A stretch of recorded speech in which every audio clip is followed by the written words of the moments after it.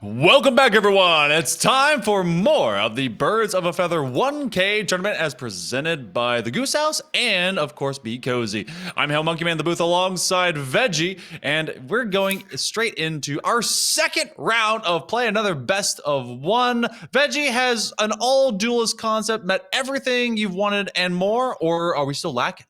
I'm going to be controversial. We're still lacking. I'm expecting some more funky plays. I didn't see a single fake Yoru clone, and I just pure disregard for what we're supposed to be seeing. In the name of competitive history, we need to be seeing these now. But in all seriousness, I feel like we got both polar ends of the spectrum that we could see from Five Duelists. The very much sit back and wait and see what happens, and very much the fast hit, thick and fast.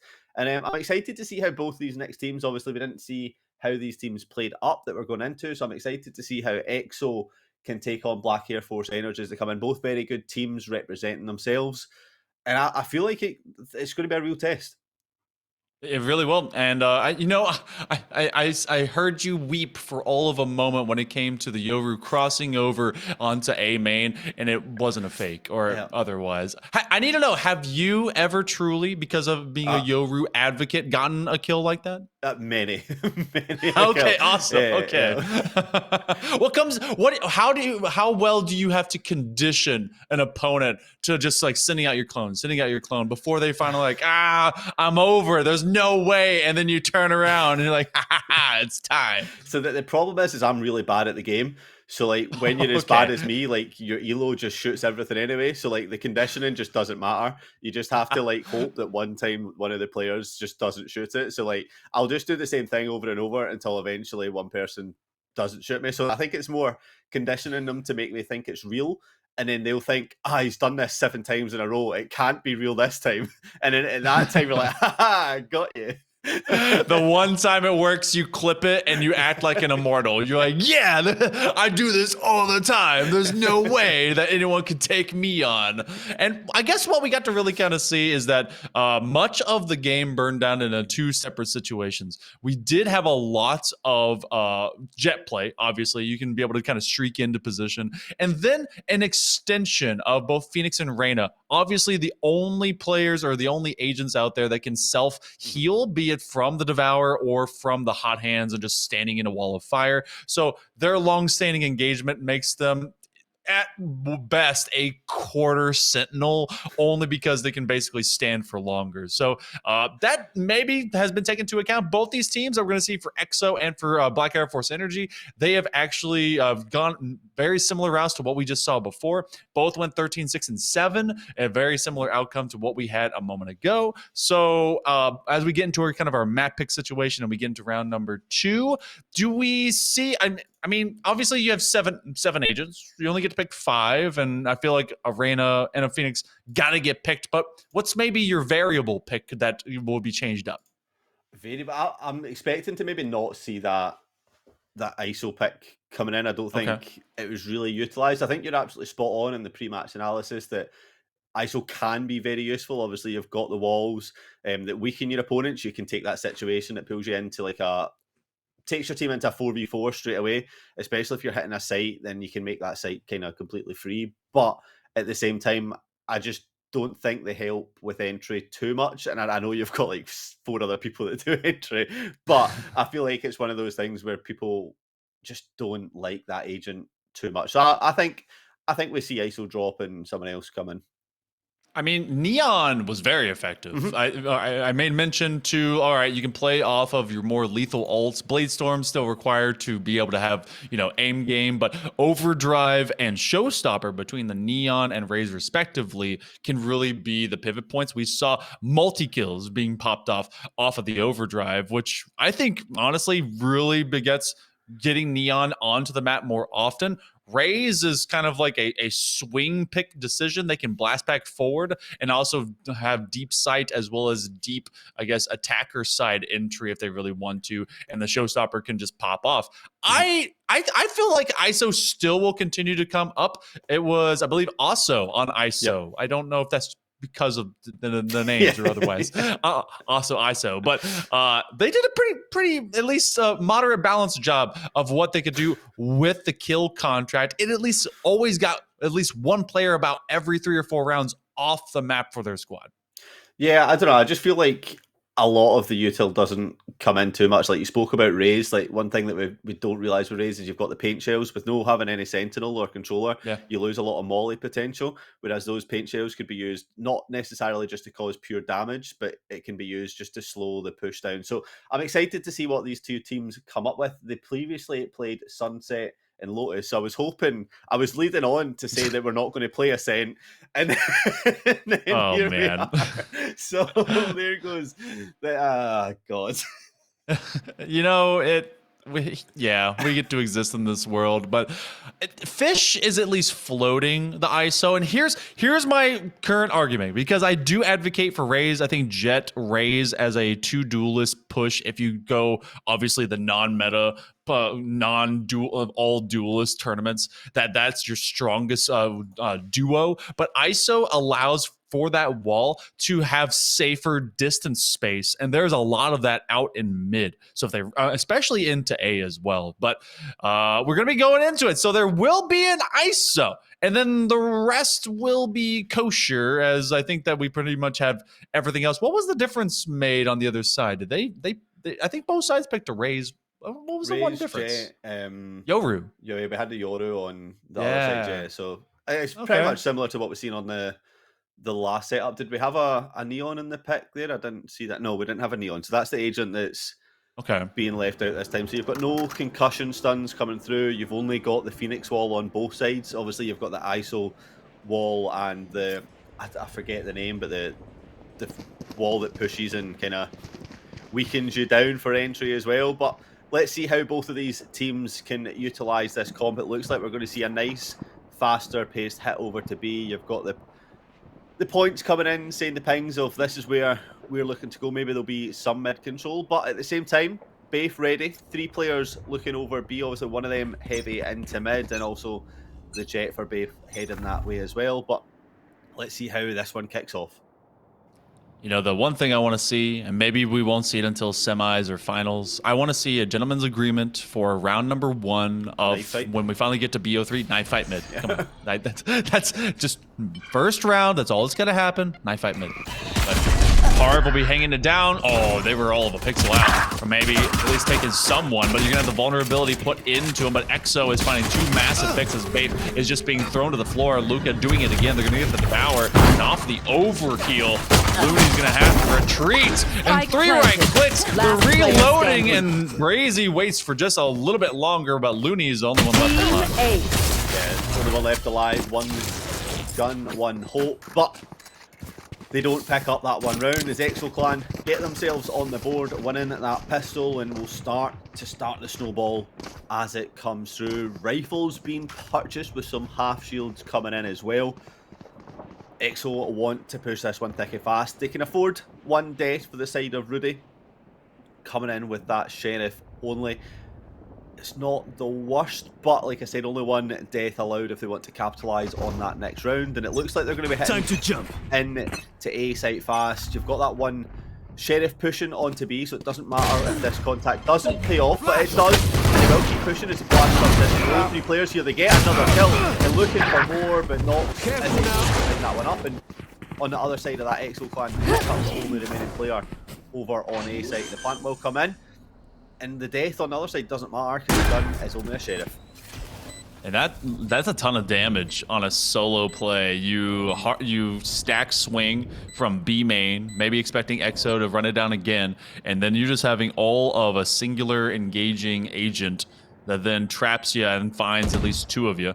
So that means that they peel open A site for pretty much free, and they 1 enemy remaining. trying to come out the better of it. That's 2 kills immediately by Lukey. They aimed for the insurgency up in heaven, and they sent them right to stay there. So first 2 go over to EXO. Yeah, first 2, like we were talking before, the rifles being purchased in. I mean, you look at the buy for EXO, this isn't something that you would count as a bonus. this is now what I'm going to be referring to as a swing round for Bafe. If they lose this, it sets up EXO just to go on an absolute rampage and start to really send it through. This is a crucial round for Bafe if they want to keep themselves in this. I'm liking the gate crash coming down over onto A for the Yoru play to come over onto B instead of the Phoenix this time. Try and make some noise and get some early picks over there as well, and then you can TP back. But there's the paint shells I was talking about, just to try and slow down any entry, but run it back initiating now, flashes on the judge is there to find one. It's actually looking for more blue. More than a trade. It's a very tight engagement in that lane too. You put that judge over, and now the gate crash actually is actually going to be just faked out because you have a free site B. They're calling for rotation, but look how deep you actually have fish pain on this ISO, but on that isolated venture, they're still walking it out. It's a 3v2. Nox is going to call for. They're going to look for this off angle on this flank position. You have that Yoru deep into site B. If you can find both of these picks, that double blast pack used for a good reason, and that had the spike. That means Rudy's going to be dragging behind. That means they get taken out, but that gets spiked really to B. I love that double satchel, just to be like, we know we're going to be peeking here, so let me just play the advantage and just get across without any damage caused. And now tucking up into logs, the decoy set to try and cause some damage if Harv doesn't catch on logs when they first come out. And you see Lou playing up for the crossfire here as well. No one quite wants to do the flash. Ready, Lou gets the bait. Last player standing. The hill comes down, and getting caught by the button, will fall down, and 3-0 take EXO. And I spoke about it before, the money now on the side of Bafe is not in the best position, whereas for EXO, they're stacking up. Oh, they've got so much extra cash. What a decoy play, by the way. You can play right behind that Yoru clone and then just kind of swing straight through, or just be able to just take a pop shot if you want to. So good looks by EXO. Obviously, our first bonus of the day, 5-0 for Lou at this point. And Lou has been all over this map, very swiftly moving up and down. Bafe, they got to deal with having this power differential yet again. Harv, it's been tough for them to find some of these picks. The showstopper's online. Everyone's running for the hills. Showstopper online, but doesn't find anything, but creates the space, and that's all that matters. Is Luca hungry, pushing in Last for more. player And standing. Judge will do some damage, but Lou has the Vandal, which will then come up on top, and all of a sudden, try and cause some pain. Looking from behind takes that one, and a 4-0 flawless for EXO. They've got to be happy with that round. Lukey execution style for the flawless, and so EXO for the fourth. That was an eco for Bafe, and you do have to run it back. You gotta think that there's a kind of a two-pronged approach for using it. Do you go early, get some aggression? If you do, for kind of extending out from your defensive position, then you have to have like a wingman or two hanging out with you, but it may also just be for replay and for life to try and get some of these retakes. It's a super stack to B, and of course the gate crash set up separately for them to reconvene on this 4-1 split. It's a do they see it? Yes, they do, and actually they can get away with it. What a find onto Looney. That's the best agent. Settled my point down, but now 50 has this all has to find some value. Did get one kill off the agent. Lou is able to swing through, and the double peek from Lucky and Lou is enough to take this to 3 versus 2, and now Bafe have to reposition, reassess how they want to take this site. The sites of EXO, all bases covered, one lane, one in lane, and one site. The shots come through, identifying the players on door. You come to curveball, flashing into nobody, and some shots reveal both players' positions.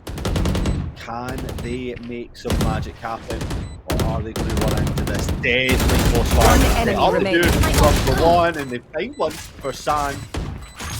But you have to factor in the chances are not there unless EXO make the vital mistake of swinging solo. And Lewis thinks about it, keeps round, but picks up the kill instead, and attackers on a 5-0 advantage here. A Phoenix dying with util in hand in wide out in the open. Color me surprised. But they were trying to set up for the curveball. They knew that someone was sitting over into main. It ended up being a trade, but look how many ultimates are about to be online for BAFE. Have to utilize these, even if it's initially. You could double pop into the Empress and into the running back if you really wanted to. Kill contract could kind of slow the roll of EXO if you are able to find some value into it. But I mean, Empresses on both sides. This could be very loud. You get the Blade Storm. Fish Pain is immediately going into it, and they had the Judge in hand trying to cut down space, but Lukey got none of that patience to deal with it, and Brazy opens up the door. Yeah, I'm not gonna lie, I don't like the kill contract coming in with a Judge. Last player Maybe standing. we've not thought that one through. Is EXO keep themselves on top here, one player left, and that's going to be Nox. The site of A is the chosen site this time, and Rudy will be waiting for a potential flank to come through, but Spike planted. So much to do. I mean, the health of all players left for EXO is absolutely huge. Only some chip damage done to Brazy and Lukey. What can happen here? Slowly pushing up, but the position into garden is too big. Code comes in, feels the position, but the headshot's there regardless. Now, are you expecting a second player there? You are not. And that's just going to kill so much time, and Nox might just have to put a save. Does any good duelist ever save? I say nay. You're gonna have to at least ping it, but that's Lukey that will hang it high. The first half of the first half, call it a quarter if you will, is now in the books. BAFE is saving those ultimates for a rainy day. We hinge back a kill contract with a Judge, but they were trying to cut down space as fast as they could. It was a neat idea. It sadly didn't pay off. Yeah, honestly, I'm trying my hardest not to flame the Judge ult. It's a neat idea. It's a cool concept. It's not? I'm just going to go ham on it if it happens again. Because that's not the one. The fascinating thing is all on it. In this Crazy picking up the Judge, showing how to play with that gun, and all of a sudden the two players left on a retake once again. Similar vibes to almost Last player standing. Going for the ult orb, and there's gonna be two away from that showstopper. San, they're all right. Pump myself up. Do a few squats. All right. They do have a showstopper, so could fling out the giant rocket. They're popping. There is some kind of music in their ears, and I'm feeling it. They're having a good time. I think it's the. What's it? Oh, Pedro.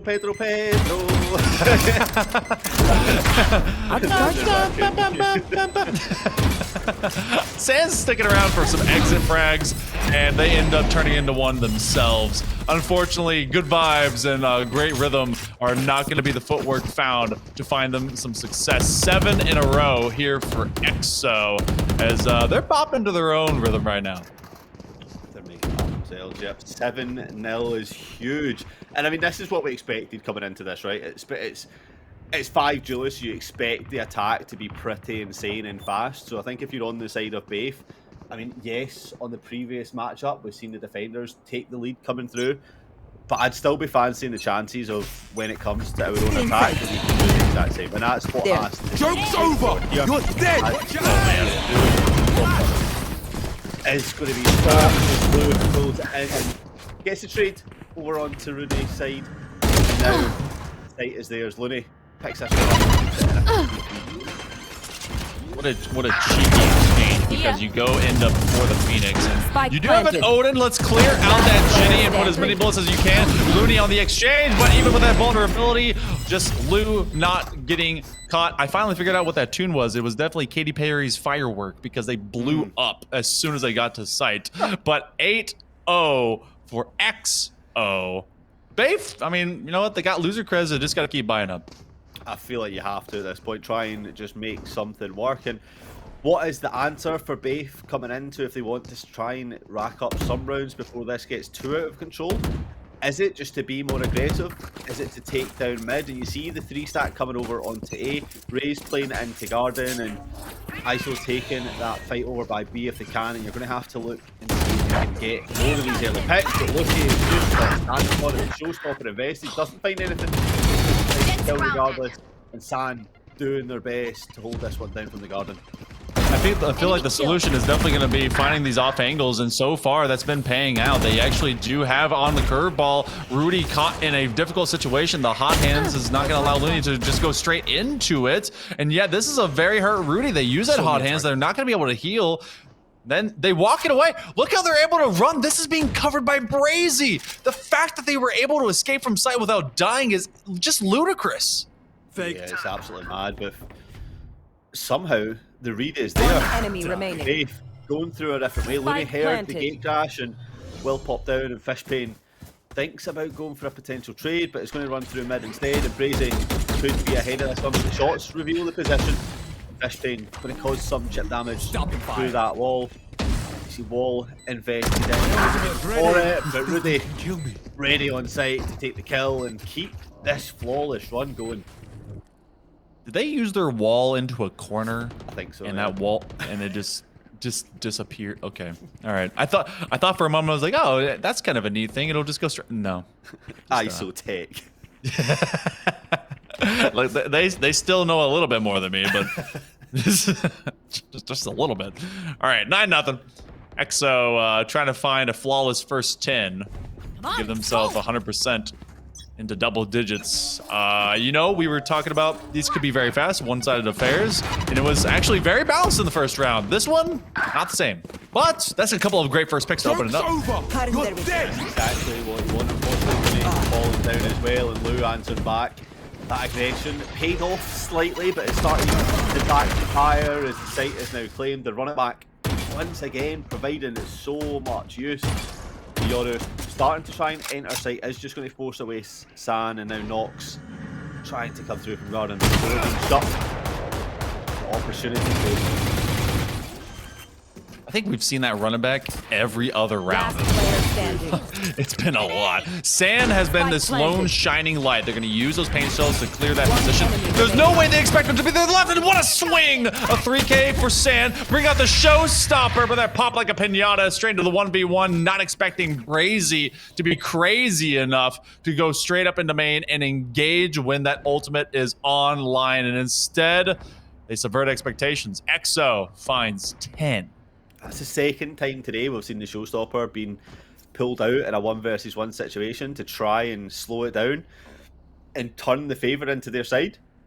And instead, the players just take the fight and kill the poor Rays instead. It's like, oh, you want to show me a party? I'll show you the party. It's my party. It's called the pity party, as we are 10-0 up, and you have to force a timeout coming in here to see.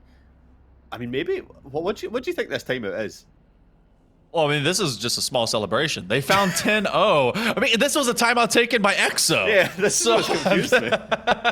They're just chilling. Maybe someone had to go to the bathroom. Possibly, yeah. It's a P10. Yeah, they're like, all right, timeout. We want to make sure we get to 10. I'm going to go get a snack. Who wants some Dunkaroos? Anyone out there? Okay, we'll mail it to you later. But EXO they're on a run, and I think the one thing, maybe this is just me coming from like Halo, but the reason that so many players are like, nah, I'm just gonna hard engage into that ultimate. One, it's because so many people aim for head or body when you should aim for feet, which any good Spartan knows how to do in Halo, but that is not the case in this game. This is a quote-unquote tactical shooter, and I feel like they can just take advantage of that. Not today, it's not. Not today. No, not today. Not today. But this time, once again, these 4-1 defaults that we're seeing coming through from EXO, providing some use. Yoru getting spaced over by 8. Up, they run it back this time for Bay coming in. Spike down, B. For them, just controls the space and looking, pushing through the smoke. One enemy remaining. Big Blades online. Fish on an ISO with a judge. Name me a more iconic duo. Brazy is going to use that gate crash to at least set themselves up to move between where they expect them to be. Fish is just locked in this corner. Will they move? Will they save? Will they die to the bomb? Will they find anyone to come through this position? Everyone thinks they're one way, and the only one that's actually outside behind them could be able to get to them. Double tap, ready to go. All right, Fish. You're not gonna get a kill from that distance. Come on. Please Oh, try. but they know. Oh, what? Rudy finds Blacken as they finally swing. Last round in the half. Everything that you could have. I'm kind of sad they switched to the classic. I would have enjoyed it a little bit. Shoot him more with if the it's been judged. I don't even know how much damage you'd get from I don't think distance. it would do any. Oh my gosh. Well, kudos for the attempt. We nearly have a perfect 12-0. And that judge is right back in their hands. In fact, we got 2 judges. It makes sense in the hands of San, but they're all the way backside. And it's going to be a misread, as this is going to be a full crash dimensional drift online. We had to beat. Yeah, the read not quite accurate. Joke's over. You're dead. He turned something into advantage in this second round, but instead, the player elsewhere, Brazy, trying to get more damage, but in the meantime, Luki getting 1-for-1s and then knocks the kill there in mid as well. Keeps this tight engagement. It is a 4v3 advantage in the form of EXO, but the ult this time comes in and once again has the judge and Last player standing. doesn't find anything as all falls down and EXO take the flawless half. You almost kind of wish, if they're going to do Match something like point. that, that you could somehow, you know, put in the pocket of an ISO a blast pack so they could at least cut the distance to get there closer. And I'm pretty sure they actually stuck it out with Lou in there, so, or rather with Brazy. But all right, I thought it would be round 1 that we'd see something like this. Round 2 might be giving us a 13-0. Knives, right? I feel like knives would be perfect here. I wouldn't be surprised, but it looks like that isn't going to be the call. We're going to see a little bit of aggression over onto A. The nice cute little teddy bear with the love heart showing the love for this tournament as they start to look and see if they can get this 13-0. EXO feeling strong, feeling good. Can they win it? I think we have a P10. Actually, we actually do have the P10 this time coming in. Oh, okay. All right. So we get to analyse a little bit more of what would you like to see coming in from Bath to make sure that they can sustain and maintain this tournament dream? Kind of weaponize their ISO in a more pragmatic fashion. I feel like that's not been happening. They can, well, they're at least not going to get a judge in this round. I mean, they can get a shorty. Please, God, no. Please. It's a 2-shot judge. What do you mean? It's better than that. The frenzy's the best either way, but they've got to find a way to entry for free. They're going to be, oh my. Okay, well, don't have to worry about that anymore. Fishpain is off the line. They're going to immediately have a second engagement. 2-for-1. Good for EXO. Nox is going to try and engage this from distance as they use those paint shells, and Lou Defenders win. makes it easy. 13-0. Done in record time. Yeah, that is a slight demolition. We thought that game would be a little bit closer, but unfortunately, for the viewers, EXO just absolutely run away down with it, and we get to see why the Yoru pick is better than the ISO pick, and that makes me happy. I didn't expect so many ISO kill contract judge plays, Yeah, okay? honestly, It's how can I make that read?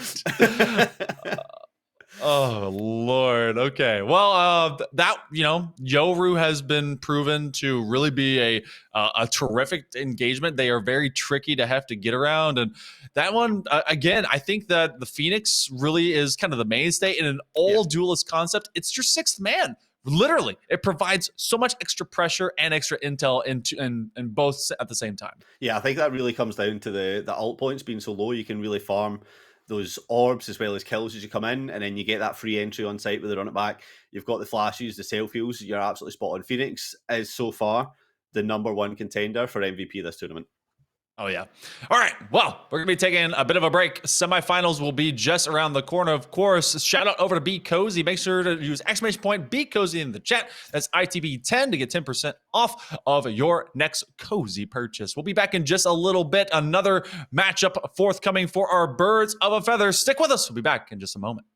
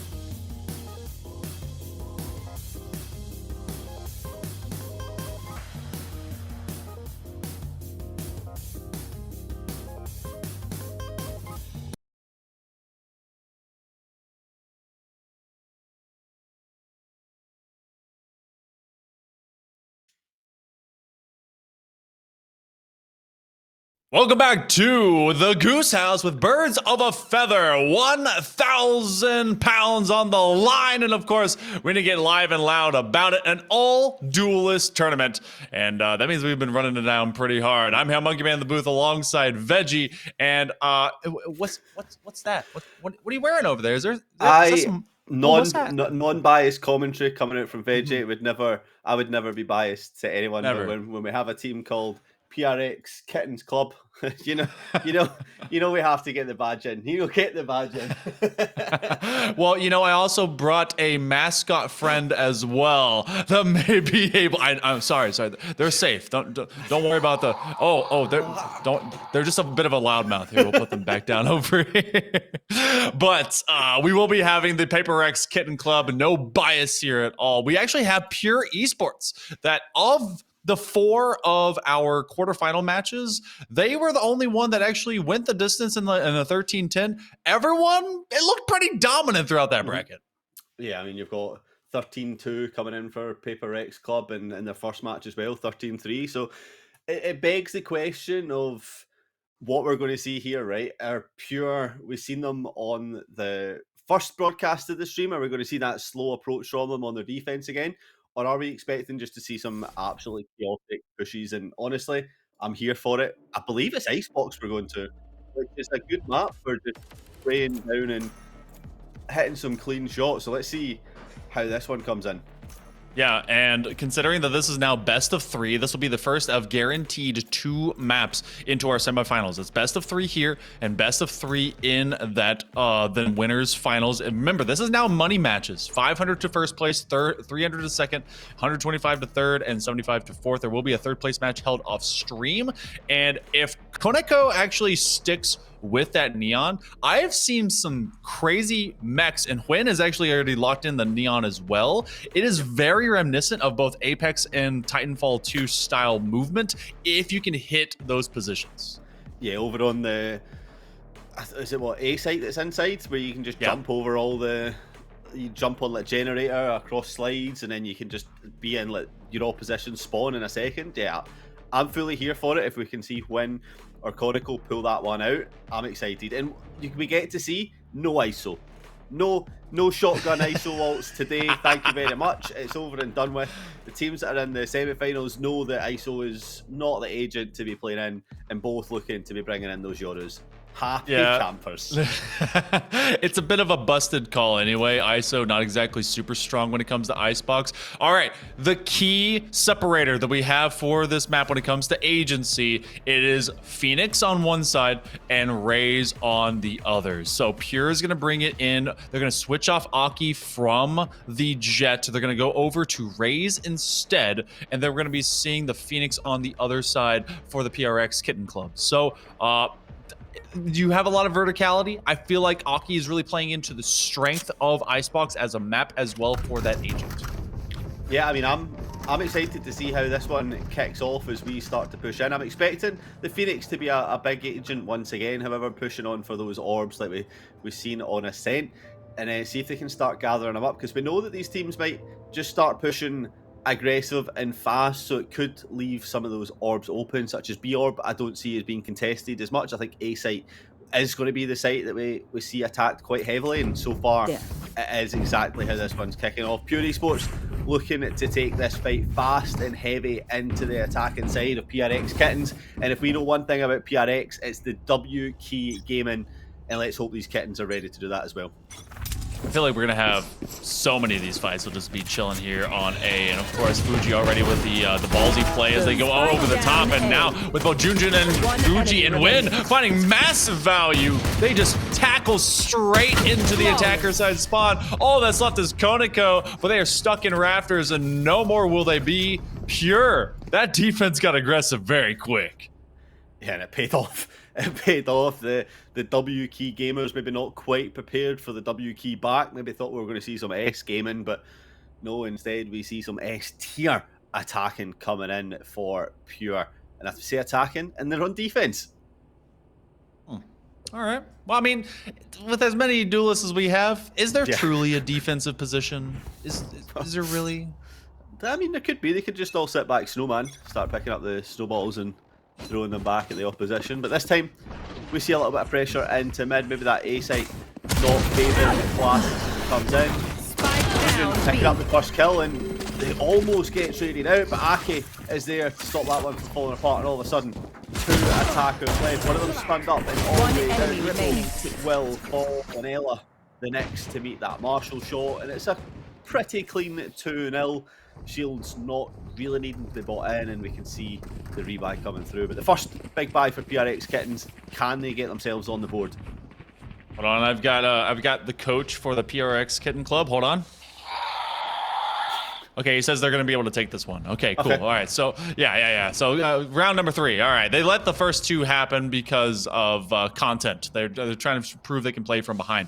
There's going to be a lot of rifles online. You're going to have one Guardian for Koniko, but otherwise it is going to be a pretty healthy bonus. They dropped all of a round to go, and so far they've not really been allowed to play offense. Oh my goodness, that because there's a theft of space. Pure is taking over territory. Gotta go. Pure are warmed up after their first couple games. They've got to play so many more rounds, and they are showing Last player standing. so far are the dominant team. Only one left. Ella in this position has the flash. Will keep behind, but Win is there to take that one, and 3-0 with only one player dropping. This is looking like a phenomenal start for Pure Esports. I'm being given the head shake by the PRX Kitten Club coach. The desk slap, the traditional Alex style. Just absolutely going hands in the air into the face and wondering why. So we see a lot of marshals possibly getting picked up into this just to have at least a little bit of firepower and see whether they can get anything going. Because right now, Pure, well, they've denied any plants. It has been pure just TDM. And the tedium that PRX has to go through. Look how far back they're like, you're coming to us. Welcome to Snipe Town.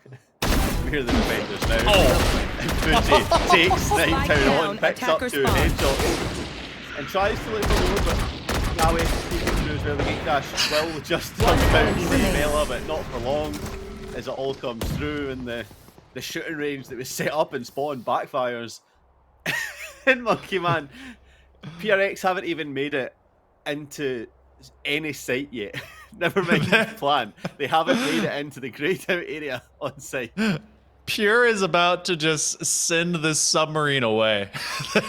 They're gonna undock them like, nah, leave port. You're not allowed to play this game. 3 kills so far the first 4 rounds, and much the opposite for Pure. They have purely been dominant, but that was mostly a save situation. So even they play from distance and try to maybe revert who is really the true defender, it continues to just be a snowball of lethality, and Sleepy Cat put right back to sleep. Yeah, bonked right into resistance, deleted. And honestly, this one is falling apart quite Last quickly player for PRX Kittens. As Conoco does get a kill and keep this one in a 1v3, but the position is no feed, and Fuji going to return fire Conoco. Spike not in their hands. Finally gets onto that site, but you don't have the spike, you cannot plant, and we'll start this Neon movement looking to get a little bit fast and furious. Can they rescue this round for their teams? The timing is oh so close. They know they spot it. They drop down, and Aki will fall. Swaps in to another rifle, and will be peeking off, trying to see where they can do. But the off shot is just a warning, and will miss. The stun comes in to stop Junjun from aiming at again, but Conoco so much still to do. Last player standing. Nice one. But the op shot returns fire, and Pure Esports keep themselves on top. 5-0, and off that op, that was one of the better looking moments that Conoco and the rest of this PRX Kittens squad has really been able to drum up, and it came off of some individual timing plays. Unfortunately for them, though, it doesn't render them a round win.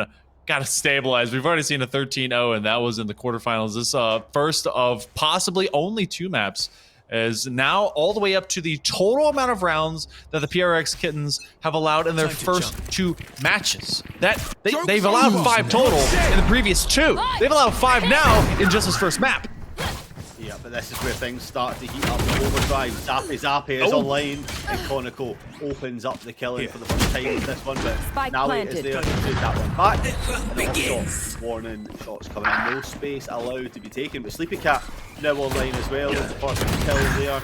Nawi peeks behind, gets the TP across, and kills the Yoru, and then shoots the decoy afterwards for good measure.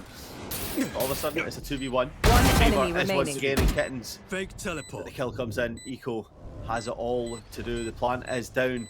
Can they defend it? The timing around Jello is great. Nawi doesn't know the spot.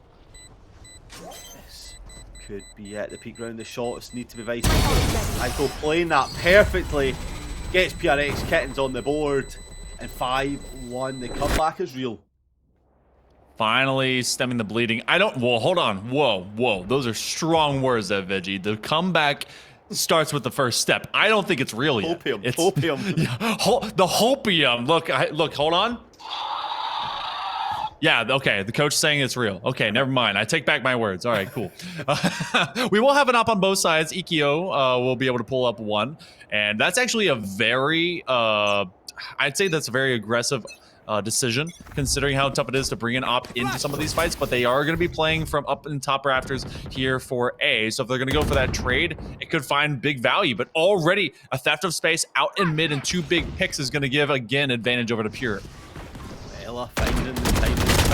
Could be huge. Sleepy Cat gets that kill on the win there as well, but Fuji repeats the angle and takes the threat down, leaving only 2 alive for PRX Kittens. Still have the op in hand. Can they make this advantage? No, the shot is missed. Goes for another one, but Fuji stands tall and gets 1 kill. Now give me the Zaza ready to fight it out. A 1v3. We've been here before. We've seen Conoco push this one close. Can Zaza do the same? Looking to play this one slow. Peeking through on rafters. Aki tucked in tight, ready to play off the trade. The jump across does reveal the positions, but Aki swings and gets the kill, and Pure restore normality to take this one to 6-1. The op in hand turns into an Oppenheimer as that plan exploded in their face. Pure regains this position, and the hopium is quickly just turning into small shreds of copium, hoping that they can just at least settle into that next round. You're going to have that fat op still available for June. They're going to be setting up solo, at least for the most part, onto B, as the gate crash is already elongated over towards A, minding into mid. And that actually could be a big turning point. Got to find first value out of this op as we're going to find a full 5-player crash into this B site. Yeah, but the op on Junjun ready and waiting to fire. No Viper to stop any sight. They do use the Phoenix wall, but the shot comes in regardless, and that picks the opening kill up here. Nawi tries to capitalise on a flash, but when is going to take down Cutting Ella, their vision. and then off shot again, finding more One value. enemy remaining. Attack just falling miserably down as the trades come through. And Pure Esports 7-1 looking deadly on this defense, but it's a CT-sided map, right? Right? Would you still say that based on the most recent map changes? I don't know. Icebox is a hell of a map. That's very true. Icebox, it went through some of a makeover, and we've seen a lot of A play. I still think B is actually way more fun to actually infiltrate into and to defend from. A bit of a 50-50. A at this point has been W key, but from the defense side, Pure has really relegated this offense into just a non-existent feature. You're gonna have already Sleepy Cat. That running back identifies that the op is on this side, but June as they slide on through, sends them to the grave. Some beautiful op play, and all of a sudden PRX Kittens down to only 3 alive. Trying to make enemy something remaining. happen is Zaza, but Spike Flynn and down Nawi B. peek through and leave. Only Sleepy Cat left alive, and Sleepy Cat goes back to sleep as the round finishes up. And the domination continues here. 11-1 for June, and 11-4 just above them. That is a wow. Okay, so this is a bobsled team, and they've gained so much momentum. Pure gonna see PRX Kitten Club take themselves into another sheriff-based eco, and it's so tough to get your footing here. Obviously, you can't really set up for anti-lurk, but you haven't even been given a chance more than just the one time you got a plant on B site to even play for the post plant. It's been all about how much can you steal away from this mid ground, and Pure just takes up all of it. What? Why are you looking backward? What? Playing for the anti-flash, but no flash comes in. It's Fuji chasing down Ace. One player left, and they will fall. As Fuji is here, get the photo camera out once again. Take a snapshot, because that one is for the books. There's anti-flash, and then there's just like, hey guys, I'm gonna walk it in. Just gonna 180 and moonwalk into sight. Wow. Okay. Pierre, 10 rounds in, we're 9-1. The only one that's with them feels like a gift at this point. Pure off of that ace. Sheesh. Fuji, they've heated up. Fuji is here to stay, and we see this fast aggression coming in on the defense once again. But this time, the favor goes Spike over to down PRX A. Kittens, but it's traded right back by Aki. And the attackers whip up the face.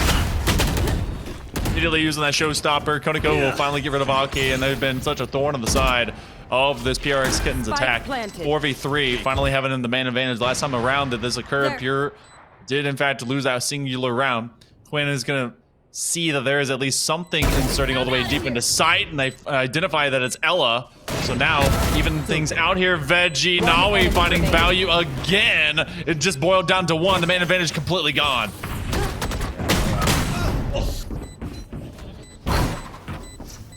I thought everyone was dead there.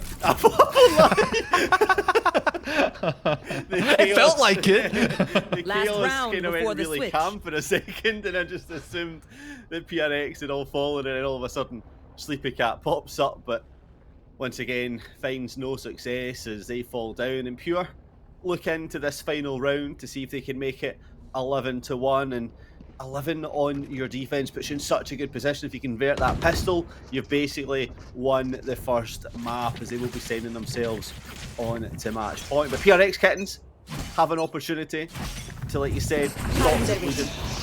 But Fuji will try and keep the bleeding to the overdrive. Is locked in, he gets 2 kills. Chronicle proven with a laser in their hand. They can Last do player anything. standing. And it looks like anything is finally getting another round on the board. A kitten with a laser, Spike and of planted. course that means they're going to have a lot of fun. That sadly for Koniko has been tough to build up into that ultimate, and that's really a fat statement, because that Pure has not allowed them to really get an amount of picks, or at least ult ors, or even plants to really build up much of that ult economy. And if you're kind of relying into that ult, it's tough days. But June, they're going to dodge away from at least that early blind, but there's a full stack of them. Ella will engage them up into heaven. So, Switching sides. 10-2, the best. No, it's 3:30. I'm totally Yeah. past you. Oh, you're right. But 10-2 is at least as good as it could get for PRX Kittens right now.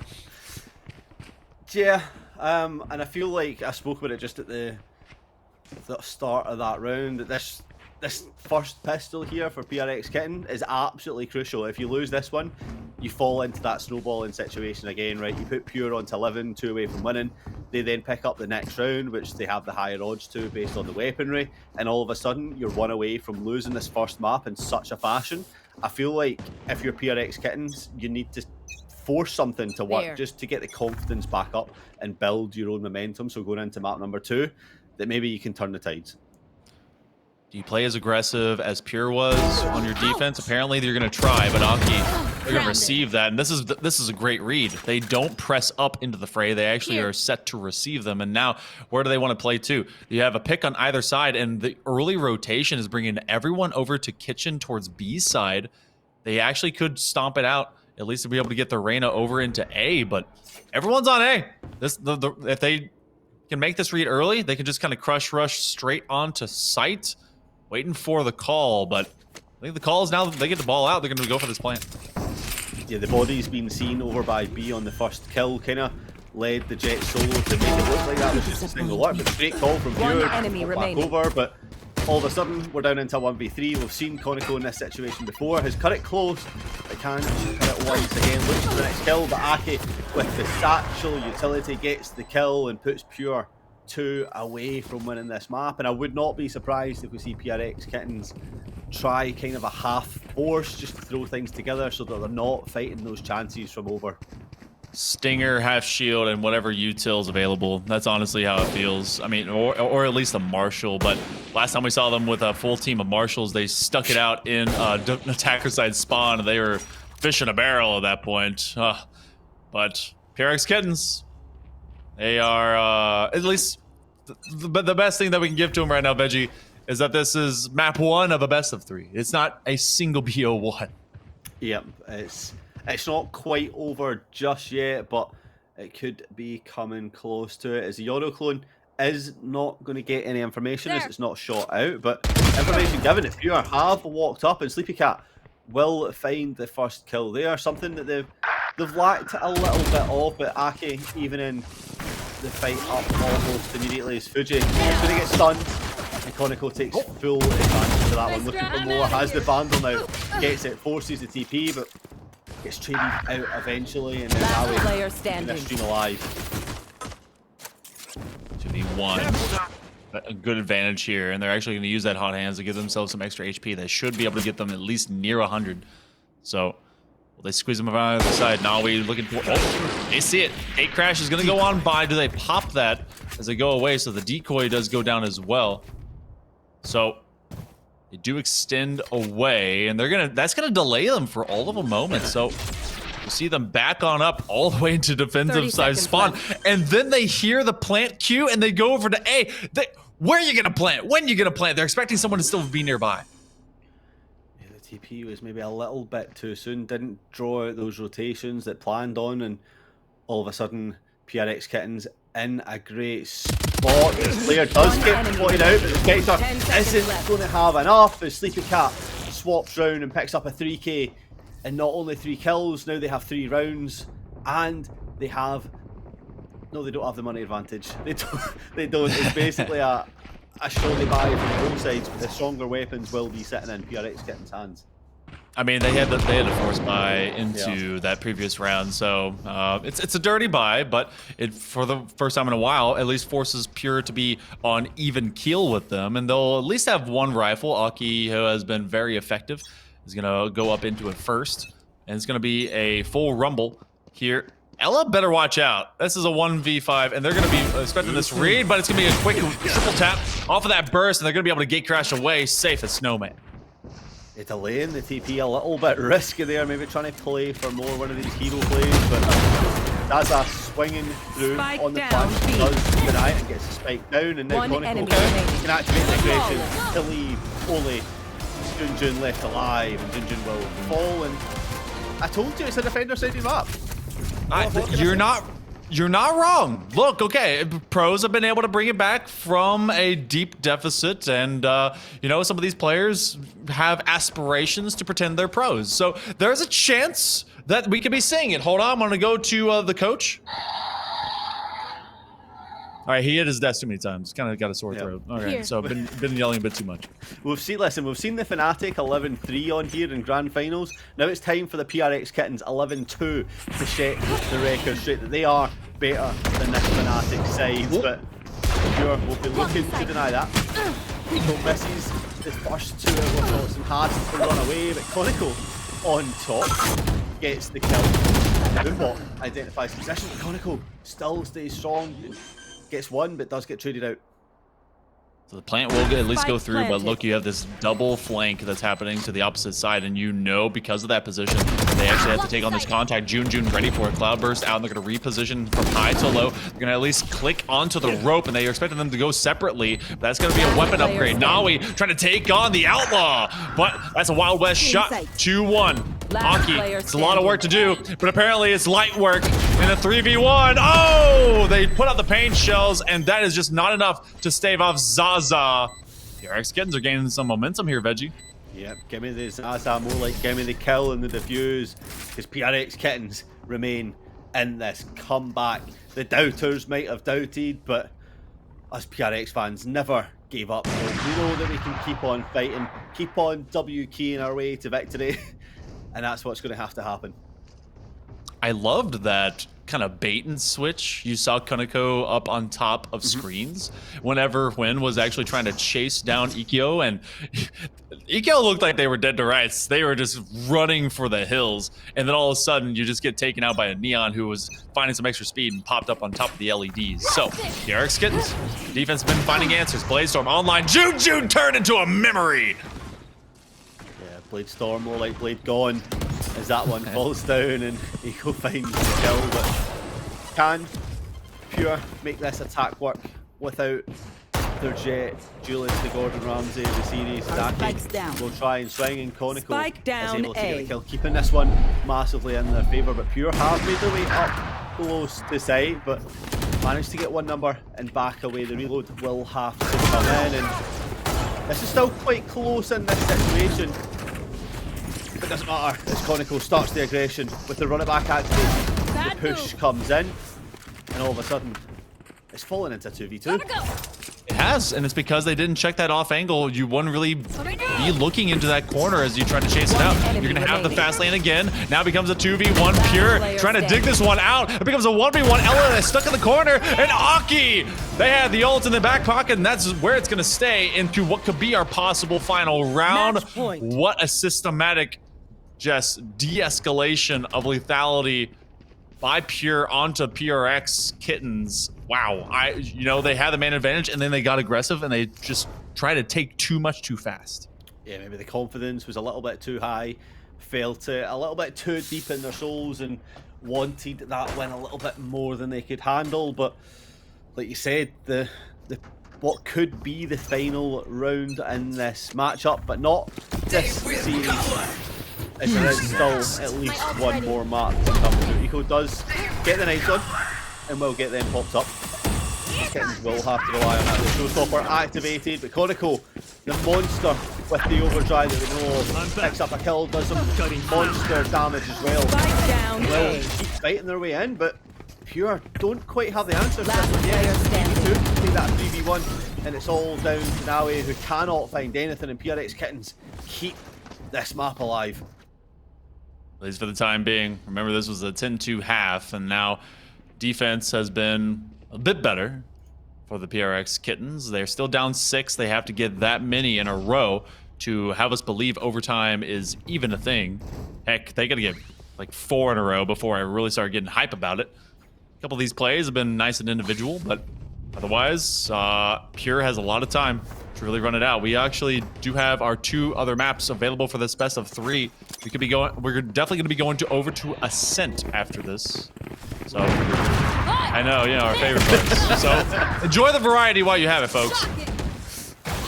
Overdrive finding the use once again, but this time on Hwin, he does eventually take down Zaza, but Conical is says, I don't need Player overdrive standing. today, I'm going to get 2 kills. But all of a sudden, it's falling apart. It's a 3 versus 1, all down to the Yoru. Can they find success? Can Ella prove why Yoru is so deadly? Has 2 flashes. The fake TP goes out, but the defense is strong. Push gets caught with the utility out as the alt Attackers shots win. doesn't miss. And Pure take this map 13-6. 13-6 here for our first map of our semifinals. And so Veggie, Pure, it's not only just came to play. They went straight into just a fist fight out into mid-match and mid-map over onto A. They knew that there was going to be a lot of face-on contact when it came to A, and they did not stray away from it. They stole mid, they stole A, and they really, if there was ever a chance for some of this movement to happen, they funneled them over to B. And it was just curtains the whole way down. Yeah, I mean, I feel like you're absolutely spot on. Pure dictated the pace that game was going to be played.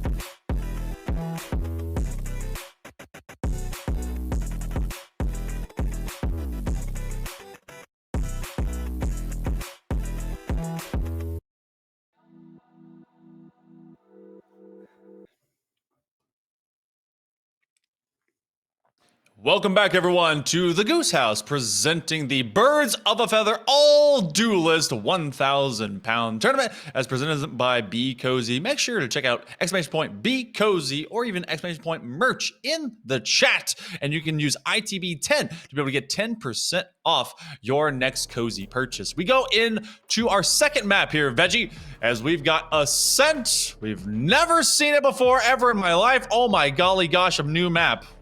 I cannot believe that they've released a new map mid-tournament. Wow. This is actually crazy. First time ever seeing this. The callouts are going to be insane.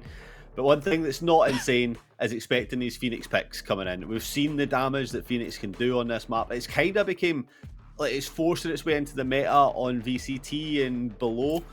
So you have to fancy the chances of it being huge in this 5 Duelist comp, right? But what do you think so far? I kind of was in the fan club of Ikkyo, sitting on that breach for a second. It's been so long. It's been so long since I've seen a non-duelist.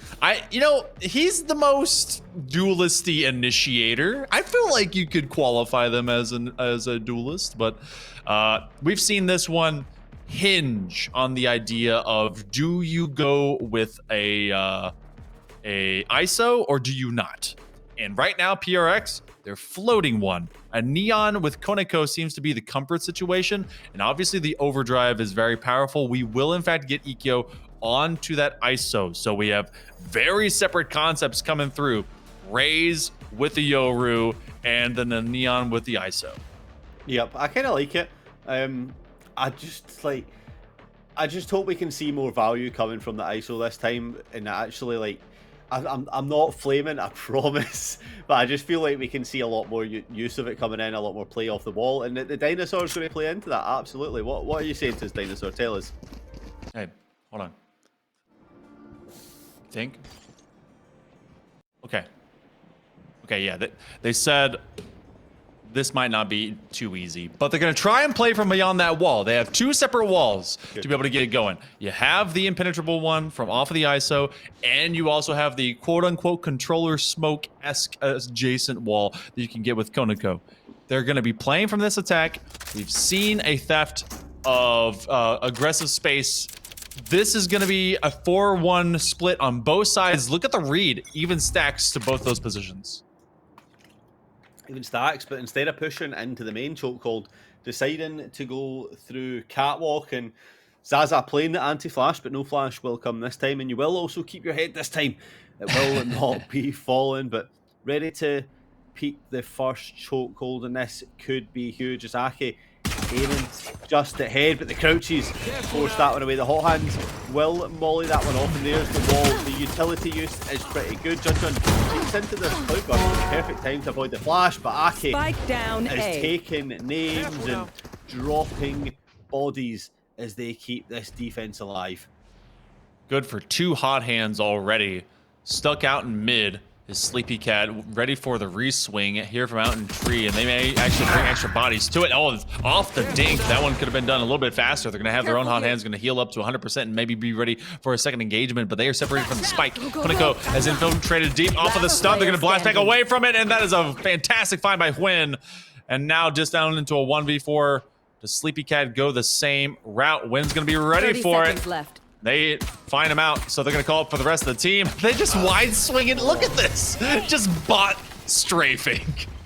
That was almost as painful to watch as listening to the song Sleepy Cat by Phoebe and Friends. That is how I felt watching that. And I'm sure that's how it felt to be in Sleepy Cat's position.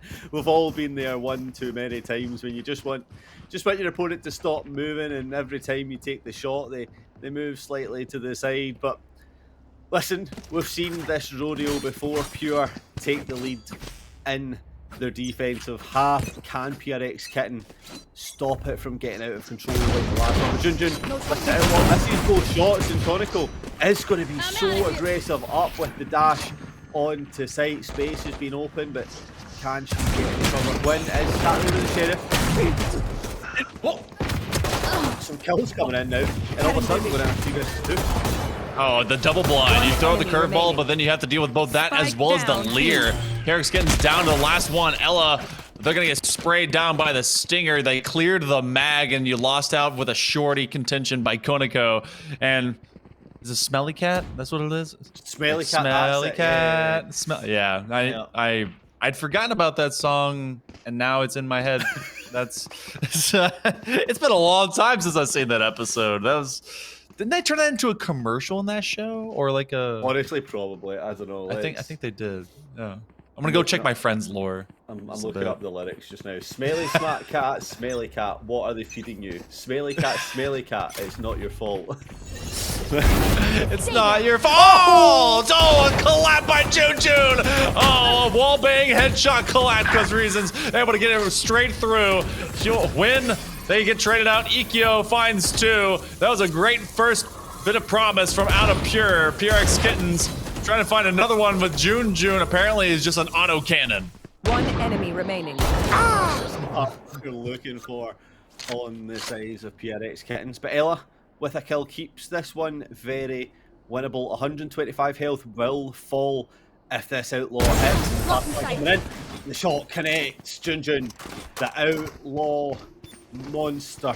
This is their land, and you will not take it from them. B, the showdown is theirs. Jun's automatic. They have been so swift and so lethal, especially on that outlaw. Now they're going to be upgrading, some might say, into the operator. As that could be some overkill considering what's being dropped in here for PRX. Not going to have the greatest of eco, going to have a lot of light shields, but they're not going to have that full contest of it since that's going to be posted up onto B. But there's a triple stack here. Fuji is going to go straight into the fray. Off curveball, on the swing, and they just have too many hot feet to handle. One enemy remaining. Flawless. Wow. Yeah, wow, just about sums that up. That is straight out of scrims, let me tell you. Someone's been watching Phoenix YouTube lineups with the hot hands flash, gets a kill with it, and the teamwork, I should say, is just absolutely ideal and stops what could be a dangerous eco for PRX Kittens, but instead Pure start this map off exactly like they started Dicebox off and keep themselves 4-0 on their own defense, and they're really showing why they want a place in that final. They want the money. There's a bit of cash on the way, and there's at least 800 of the 1,000 pounds up into that final. Looking for an immediate push-up. The wallbang headshot into Fuji as they try to aggress from out in arches, and Nawi will have to back up away from their teammates' paint shells. So, again, Pure doing what Pure does best. Purely taking over space. Aki gonna win the spray battle against Ikkyo, and they come out the better of it, but it's gonna be Sleepy Cat off of Win. They have the running back available, and they're gonna have to just be blinded out. Curveball for curveball, hot hands as they stand and lord over them. That's 5 in a row for Pure Kittens. Things are starting to look a little bit familiar here, Veggie. Very. I mean, Sleepy Cat with the curveball shouting, watch your eyes. Should have watched their own eyes. The sunglasses should have been popped on as Aki able to throw the curveball back and blind up the opposition. And it's a blinding show so far. I mean, 5-0, a dominant display on what actually is a CT-sided map. But PRX Kittens just haven't found a foothold. They haven't found any recipe for success to get themselves in a winning position. But this could be it, finally. The ISO will no judge in hand, Rico as they look for the kill, and they find it. And the opening kill as well. That sight is there. 50-50 on the long, wide swing away from your initial starting point for that kill contract. Sleepy's going to just chill out on corner, and they're actually going to use that running back. So kind of an overuse of the hot hands. If you're going to use that ultimate, they get cleared out from that off angle. Both of them getting used, and that now puts Aki in a precarious situation. They're not going to be made vulnerable by Ikkyo. Aki just kind of chilling, waiting. They're pumping themselves up. Again, getting that bopping tune in hand, and they do have that shield online in Ikkyo. This is the kind of ISO play we've been waiting on.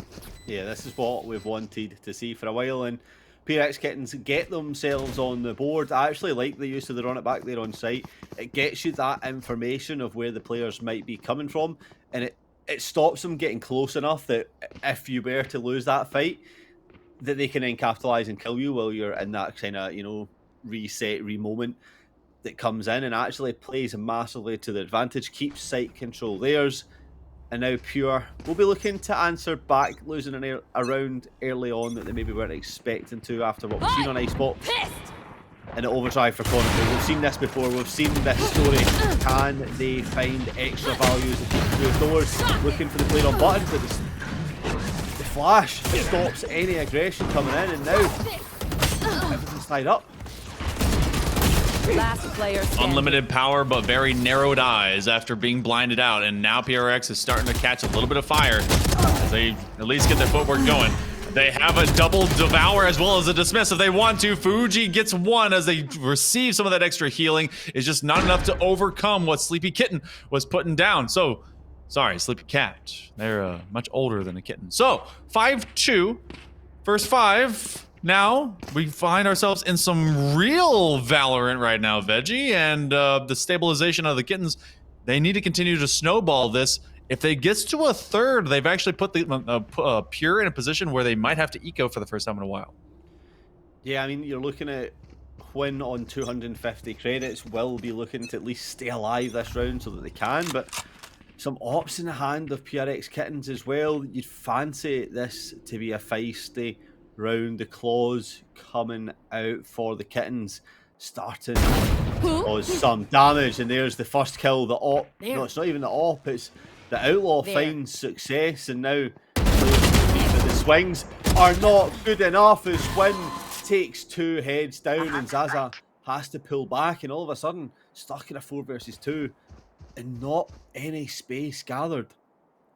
That's the difficulty of super stacking. You can do it and you have a lot of guns, but of course if you can't quite find the immediate angle and they have a better one than you, well then you're just gonna end up getting bodied alongside your teammate.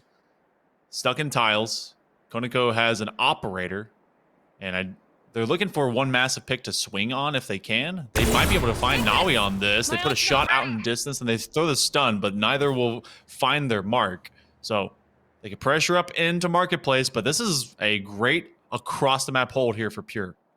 Yeah, they've got all the angles 30 shut seconds down. left. Every major choke point being One used by enemy someone. remaining. And Ake has that angle down, favoured in the position against Outlaw, having to peek through it with no utility to force, and that's going to allow Ake to walk up through the curveball, peek out, and the headshot is perfect.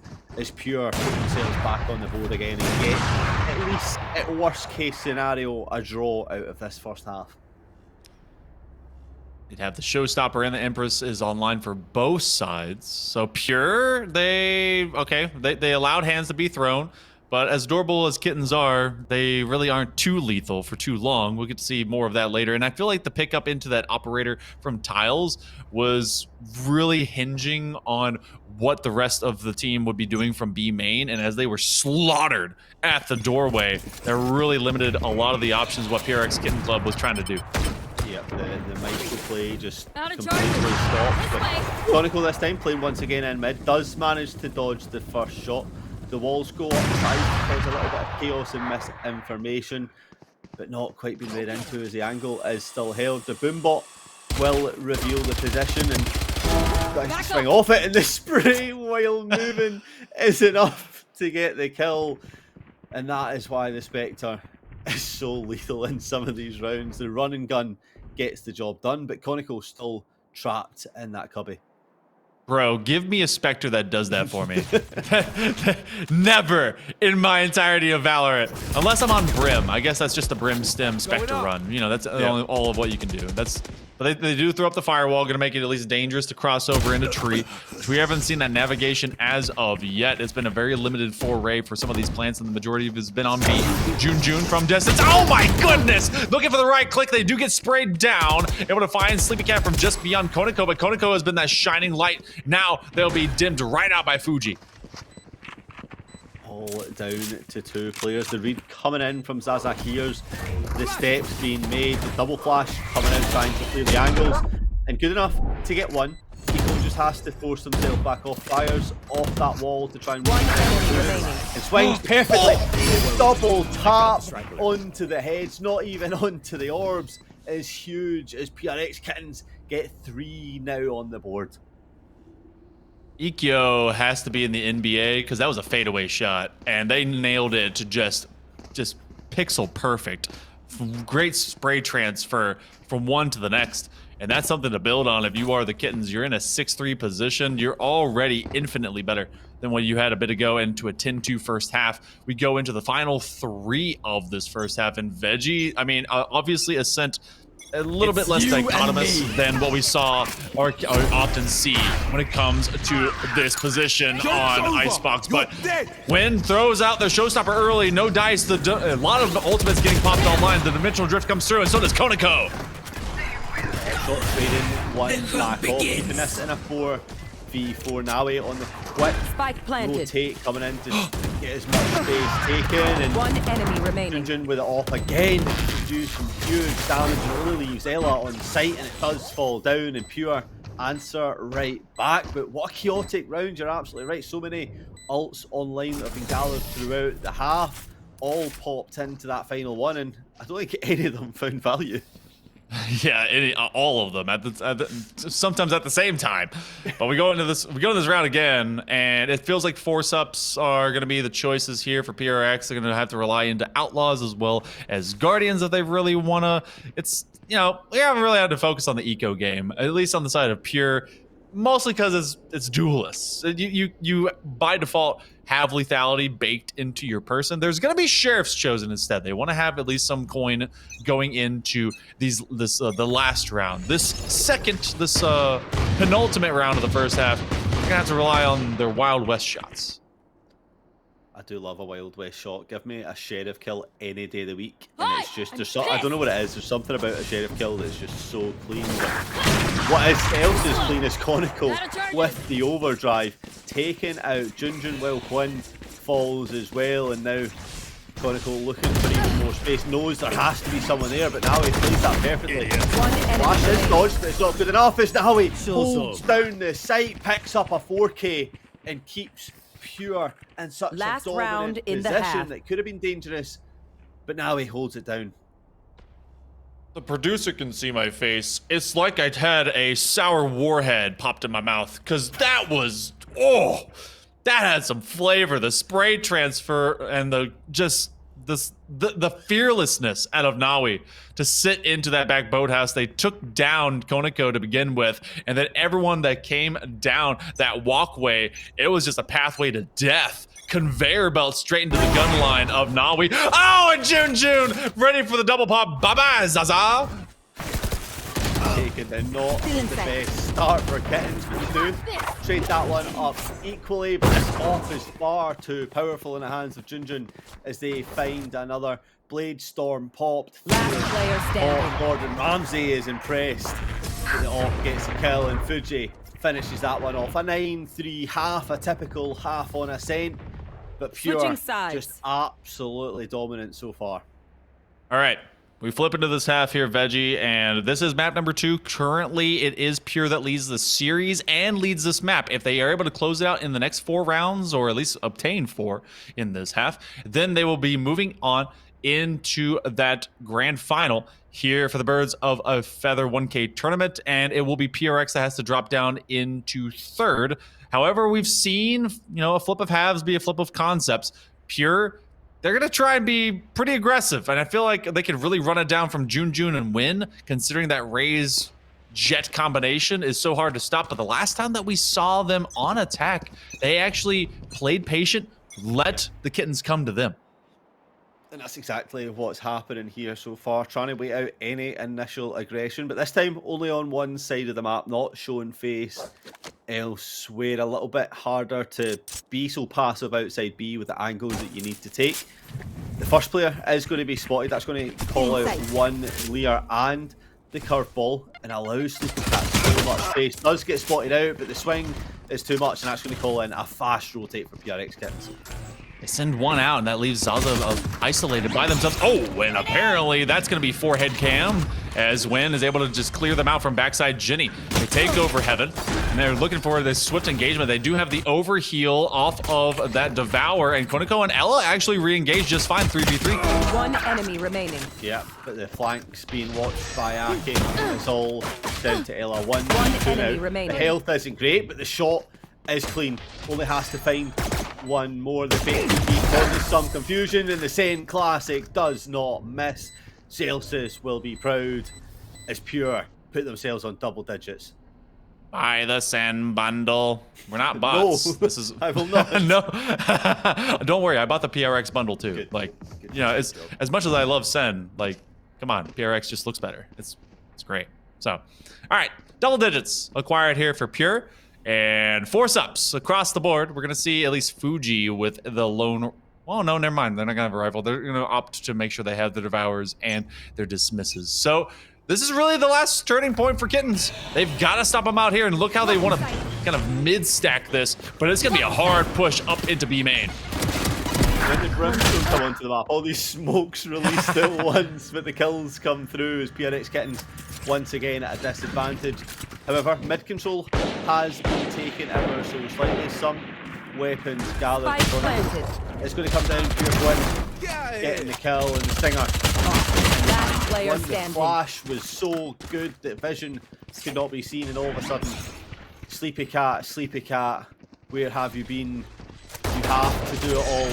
1 versus 3. We've seen the story before. We've seen Pure come out on top, and once again, they do as they put themselves 2 away from the grand final. He needs me. I can't be away for. That was the buy-in for PRX. And we've sadly seen this story before. That it is a big distance to make up, Veggie. 11-3, +8, down 8, whichever 8. And now it's like, all right, we just got to go for it, folks. You got Stingers and Bulldogs and Guardians Oh My. And they're going to try and go straight into this fray. And you have Pure on non-stop bonus forever, forcing the Kittens into this position. Joke's over. You're dead. They run it back. It's actually that could be deadly, but it doesn't need to. It's the Outlaw is going to peek and get the kill. Give me the that's not shut the run it back down, but respawn is good. And now Fuji fully enter on site. Aki, the lone Sentinel Phoenix holding back, but this TP back into Pizza is huge. The flank is on. PRX Kittens only 2 left alive. One So enemy much remaining. left to do. And it's all down to Ella, who falls and puts Pure 1 away now. Match point. June really is an auto turret. Even to the floor over there. All right, 12-3. And it's crazy to see the turn of events. PRX Kittens, they were dominating their first couple of matches on the day. And Pure, they took the longer route, and yet has made them so much stronger. Just like a Super Saiyan, with every battle they get even feistier and more inevitable to have to be overcome. Pure, they're going to be in a 4-1 split. They're going to send Fuji away. They're a one-man army, and it seems like they're going to try and get a victory lap here. Did all the blades just get thrown into the wall? Pull up under Jamie Oliver. Messing with all the recipes, but the showstopper Last misses as player well. standing. True to form, but Aki keeping this dream very much a distant reality, and it's all down to Sleepy Cat. A 1v4 and Fuji Attackers win. puts the final blow as Pure advance to the grand final, and PRX Kittens are relegated to the 3rd and 4th place match. It's okay. They'll get him next time. It's all right. So, all right. Oh, that's a 2-0 here, Veggie. All right, they bring it in. You and I can be as at least seemingly neutral bias as we can be. But PRX Kitten Club, they'll be moving on into a 3rd place match. There's still cash to be gained, and they'll be guaranteed at least walk away with something in their pocket. But it is in fact Pure. We got to see us first on broadcast today, who has not lost a single step, and they'll be moving on to that winners final and guaranteed at minimum 300 pounds. They look pretty good in this form. I mean, I hope none of this really actually transfers into ranked, but I mean, if they ever got desperate, they know they can at least do it here. Yeah, new meta set in 5 duelists. We've seen it. Listen, we've seen it on Game Changers with the 4 duelists winning down on Lotus. Maybe it's time to just transfer that all across. But you're absolutely spot on. Pure started the day off with a win. We got to see the slower side of them. We've got to see the faster side of them, and they showed on both maps exactly what they're capable of in that semi-final, and they'll be confident going into this grand final. Well, another best of 3 ready to go. We're going to get our other semifinalists prepared as we'll be taking a short break. Birds of a Feather as presented by the Goose House and Be Cozy. We'll be back in just a little bit.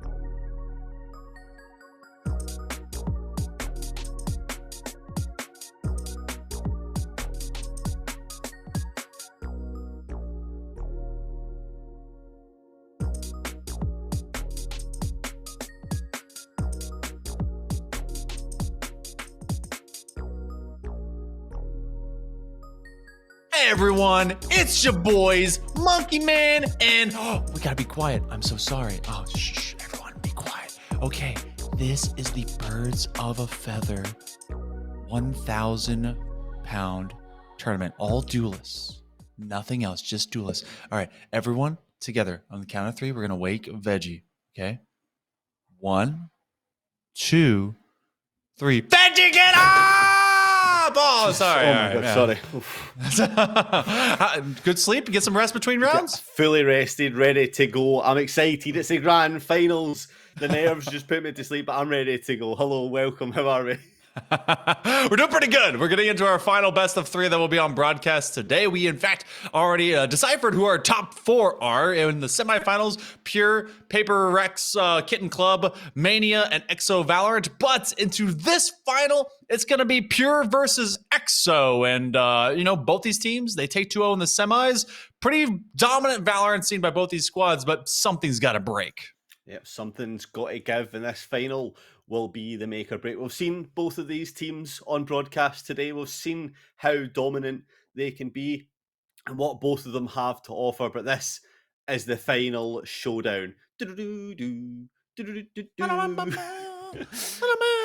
Okay, but so what we've seen be the difference maker, obviously a lot of fantastic Phoenix play. I feel like that's been kind of the moniker for success, and really at times terrible ISO and or Reyna play. And I feel like that has to be what will be the bending point for both these squads. We once more will go into Icebox as our starter kit and followed up by Ascent. So as a decider, if we actually get there, we didn't get to Bind before, but we have Breeze, which I feel like really plays into the aim game situation. And it's basically duelist paradise, right? Yeah, exactly. I feel like if we end up on that map 3, it's surprisingly the culmination of all things, Julius. You're absolutely right. It's ego aiming, it's distance fighting, and it's just dashing, flashing, and whatever you can just to get out. And I'm genuinely surprised we've not seen it earlier. I'm surprised it's come down to that final map, and I kind of hope we get to see it.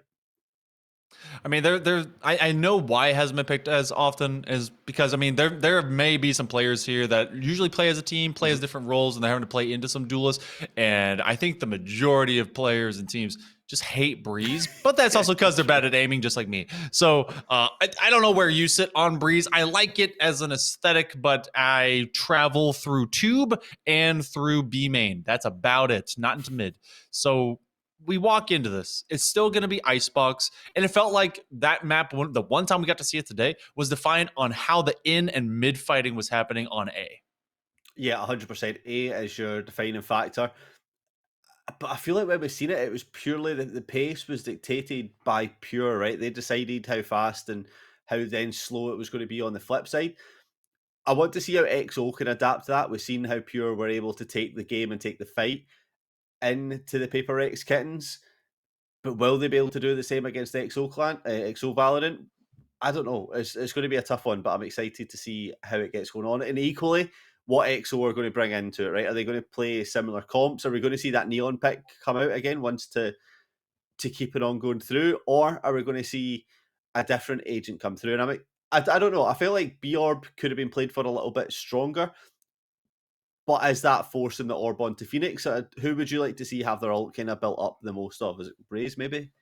Raze obviously, I feel like has a lot of vertical help and assistance onto this map. You want to get that showstopper online as often as possible, but I think in combination, you want to get some neons out here. Overdrive has proven that it can be good for multiples, and as long as you're supporting both of those, those are your 2 most lethal ultimates to be brought online. And I feel like they're the most hopeful because there's so much runaway that you have to deal with. Showstopper is a guaranteed kill as long as it lands, and then your overdrive is good for a lot as long as you get them some support around.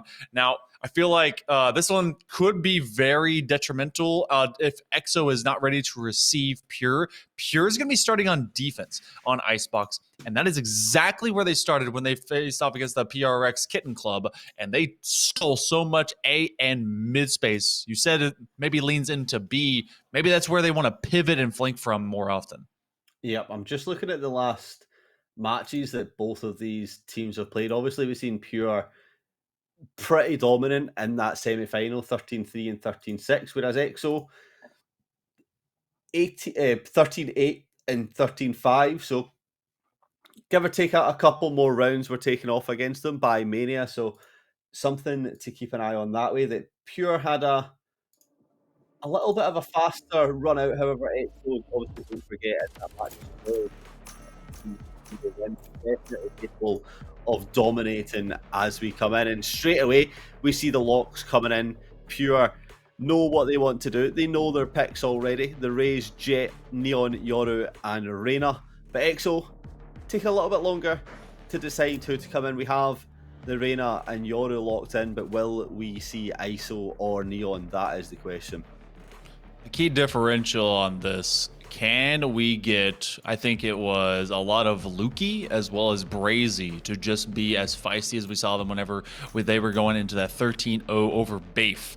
And this is going to be decided into having no Phoenix pick. Win going to be comfortable onto the Neon, and June has been a killing machine onto that Jet. Everyone, I mean, obviously everyone's a duelist, so everyone has the potential to pop off. Pure has taken those turns. Consistency has been really the key for June, especially. We already saw them in a combination alongside Win, holding down site A and allowing both Nawi as well as Fuji to flank from behind, and Aki holding into those top rafters. Other side of this one, we will have a Yoru on either side. Phoenix with Rudy. That is going to be kind of that defining difference away from that Neon. Yeah, 100%. The Phoenix Neon differential going to be the factor that we need to focus on. Who will be the one to farm the ult? Who is going to take it? Well, ladies, gentlemen, people of the internet, we do not have too much longer to wait as we set up for this grand final. Map number 1 is about to get underway. Icebox, it's XO Valorant versus Pure Esports, and this is sure to be a showstopper. The 1,000 pound prize pool, 800 of it rests here in the winners finals. The third place match is being done between the Paper Rex Kitten Club and Mania to define who will get the remainder of that 200. And second place will be getting 300 pounds, and the first place will be getting 500 big ones as 100 pounds a piece per player. That's a lot of as these teams are set to pop off. Last time round, by the way, I think I mentioned this in the green room. Last time I've seen EXO as an org, I casted them in Rocket League, so this will be a little different. But just as fast, potentially, as the Jets get put on. Pure look to start things off like they did on the first time we seen them on Icebox, taking some early aggression A, but EXO more than ready for that one.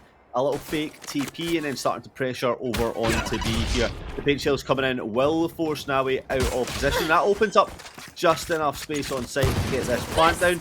Spike planted. That already is a better start and a tougher start for Pure that we've seen so far. They got the stun off as Lou was trying to escape, and Lou was able to get just enough distance. Oh, and then the re-swing as they find Win, who got him stunned for a second, but now they exact a little bit of vengeance off of the util. They're trying to get back to him, and that's at least Fuji that finds one. Lukey hits the floor off of that quick curveball. No, that's actually going to be a bouncer. Nawi is going to try and get all the way up into top yellow. It's a 2v1. June left alone, but that's exactly where they want him. They're on the cross. This is going to be dangerous. They have to take on 2 targets, and there's just not enough time. They see the teleport from behind. You either full commit or you win on this, and they get knifed down. Brazy takes out June. Welcome to London. It starts the first knife that we've seen. The temptation running wild as EXO toying with their prey in the final there, and they get the first round. And we're so used to seeing Pure take the pistols and start to build up some form of advantage, but EXO flip the switch and take the first round on their own attack. And how did Pure come back against that one? I mean, Pure was just winning some individual fights, but it was really playing for life. And Brazy, who we got to see go crazy in that initial contest, they really were a variable unaccounted for a lot of different times. Off of that TP, massive find. So it was Pure looking for, again, that initial contact onto A in the first round. That's a gun down. Crazy, though, sticks with this contact. Aki falls to the floor, and we find ourselves doubled up, EXO in advantage. Yeah, making sure that that gun can't be taken. No one is able to take forward. Will go for the early kill. Not going to come through. The TP set up. Only 7 bullets left in this rifle. One Will enemy get remaining. that reload off and get the reset. Now it all comes down to Junjun, who does nothing but fall as the attackers take another round. They go bye-bye as 2 are gained here for EXO, and that was a general eco round, but Pure did buy up a little bit, so you're going to see Rifles and Guardians and Outlaws, oh my, whereas it will be a much stronger wallet and arsenal position on the side of EXO. They had kind of a slow starter kit spike push into A. When it came outside of Maze, you saw 2 up initially, and they thought they were going to get away with one for the side of Pure, but instead, winning off the engagement, making sure to just have better timing, especially with Brazy. Now Luki gets the opening wallbang pick, and that's Aki to the floor already, using the running back to try and get pressure. Yeah, meanwhile, working on the other side, trying to find a pick, but has to get down. But Lou holding it down side here for the side of Pure is able to get some kills, and Fuji answers back to keep this fight alive. But look how far the Yoru has got up. All this space has been taken. And can EXO get over there without any damage being done? Ruddy is going to try and fight down on mid, but Fuji doesn't get the timing right, and the kill gets picked up, and all of a sudden it's down to Junjun once again, and Brazy, after all that space, gets the kill and puts EXO into a 3-0 advantage. That is a tough situation. You hold that for maybe another second longer, and you're finding yourself into at least a 50-50 duel, but then you turn out to your the under bridge tunnel situation, and now you've given up your temple. Wow. So the tempo uptick by EXO, especially because they initially were fended off their veggie. They rotate away, but they make sure to lurk one just long enough to put enough damage into Pure. So Pure in an unfamiliar situation now as we rock into round number 4. You're not used to having the snowball effect go against them. Something we've seen so much in Valorant this year is the snowball effect, and it starts thick and fast as the first 2 kills. They make that 3 go on the side of EXO, finally Spike down, one attacker back, spawn. But now it's all down to Aki with the Sheriff. Can they find anything? No, Brazy low health, but swings and gets the kill anyway, as EXO keep this one going 4-0. The plant doesn't come through, so the extra money isn't gained, but honestly, money is not an issue for the side of EXO right now. Not at all, and they've got plenty for at least the next, I'd say, 3 rounds, even if they were to lose out. Pure, they're in a pickle. They do have that previous Sheriff Eco, now moving and getting into a buy-up. You're going to have an operator online, so where that finds value, we can see it here out in mid from Win. So, but Luki's gonna have one as well. So does it actually be, no, it's actually over onto June. So this has been Who's next? Mr. Automatic for June. They're gonna come off position. The dimensional drift will get used, and they're gonna identify where everyone is. Jun's trying to walk away, make sure they cannot find where they've positioned this operator. Luca swings and does take out Navi. The showstopper connects onto Junjun. The op down, but Quinn on the flank picks up 2 kills, looking for more, has the stuns to stop anyone capitalizing and pushing back. Rudy set for the curveball to try and blind, but the position won't hit. One is far too far back to get contact with that. Spike is down. And now it's all down to Brazy. Like they say, can they get Brazy get this win? They do pick up one. The TP set out to cause some confusion, and the slow play coming along just Fake half teleport. to play this one smart. Don't give any information away to Fuji, because we know they can win it. They've had enough chances to get the kill, but the time, is there time? I feel like there's lots I don't think of time. there is. Maybe. No. Oh, just a 0.8 of a second, 4/5 of a second over of what could have been, and they go full commit to it, but it's going to be Pure that now drops themselves into the 5 hole, as they have to now look, all right, do we go into for some Guardians? We have a few ults online. You could see Win use their overdrive as an eco ult if you want to surprise EXO here, but are they making that read? We're about to find out. It's going to be close. I love the fact that we're just letting Yoru play on the opposite side and try and get some kills, but it could backfire if the gun gets dropped early on. Yes, you have the gate dash, Spike get away down fast, but A. instead it's Junjun picking up the first kill over Joke's on A, over. but You're dead. far up Neon's got all the way in the flank already, and this could be so costly. That off-flank position is always tough to handle. Luki's already found One deep enemy insertion, but remaining. that's also Aki, Spike Nawi, down and A. Win that find headshots off of those sheriffs. That's why you do your aim training, folks. I don't do it. These players do. And now Brazy, complete opposite side of the map. They were trying to clear out a rotational lane for EXO to take, and finally Pure seemed to stabilize. They've got good weapons now. And this is a Portal closed. lot of work to be done, and I don't believe that Braze is just going to find a successful path here. They have money, so they don't need to play for a save. Maybe just looking to see if any player gets hungry to try and find for a kill. But honestly, on the side of Pure, you're probably happy just to try and defend the spike 30 and not seconds push left. out. Your money's not great anyway. You've picked up some recovery vandals from the bodies that you dropped. So this fight isn't one that you want to keep going searching for. They're happy just to sit back and cuss phrases. They walk through flash, stun, satchels, everything in the kitchen sink being thrown. And eventually the headshot is taken as Aki trades out Junjun on the high up, and Pure get themselves on the board. Take one gun off, and I think that was as good as it was going to get for Brazy in that moment. They could have had some heroics, but they used a bit of their kit to just get onto site B, which that 4-1 split has been a play as an option, because you either have Brazy that then holds it down, allows them to rotate, or they come in through the lurk once plan happens into A.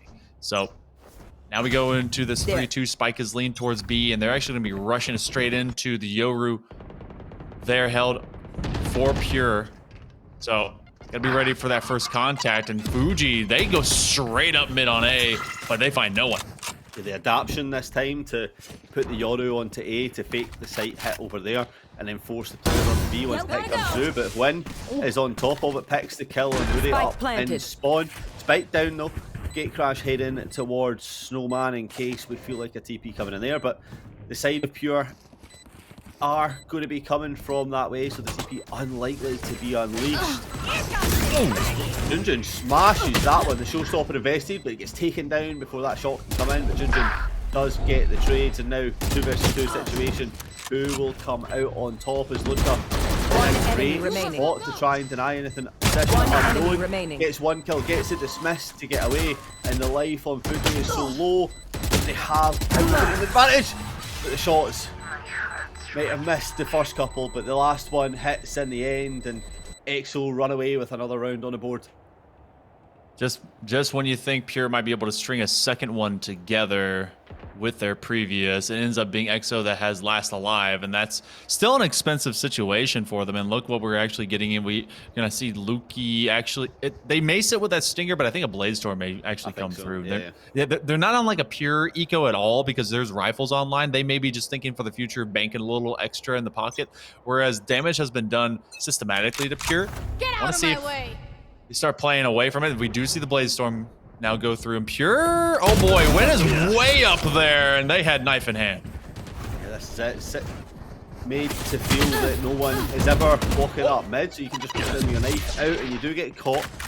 And I like the use of these fake kills. You're forcing Nawi out of that position several times throughout the game. And now so much space been taken by EXO, but it's claimed right back on the side of Pure, but in a tough spot here on half. One enemy remaining. On Fuji, and will eventually fall, and now it all comes down to Nawi.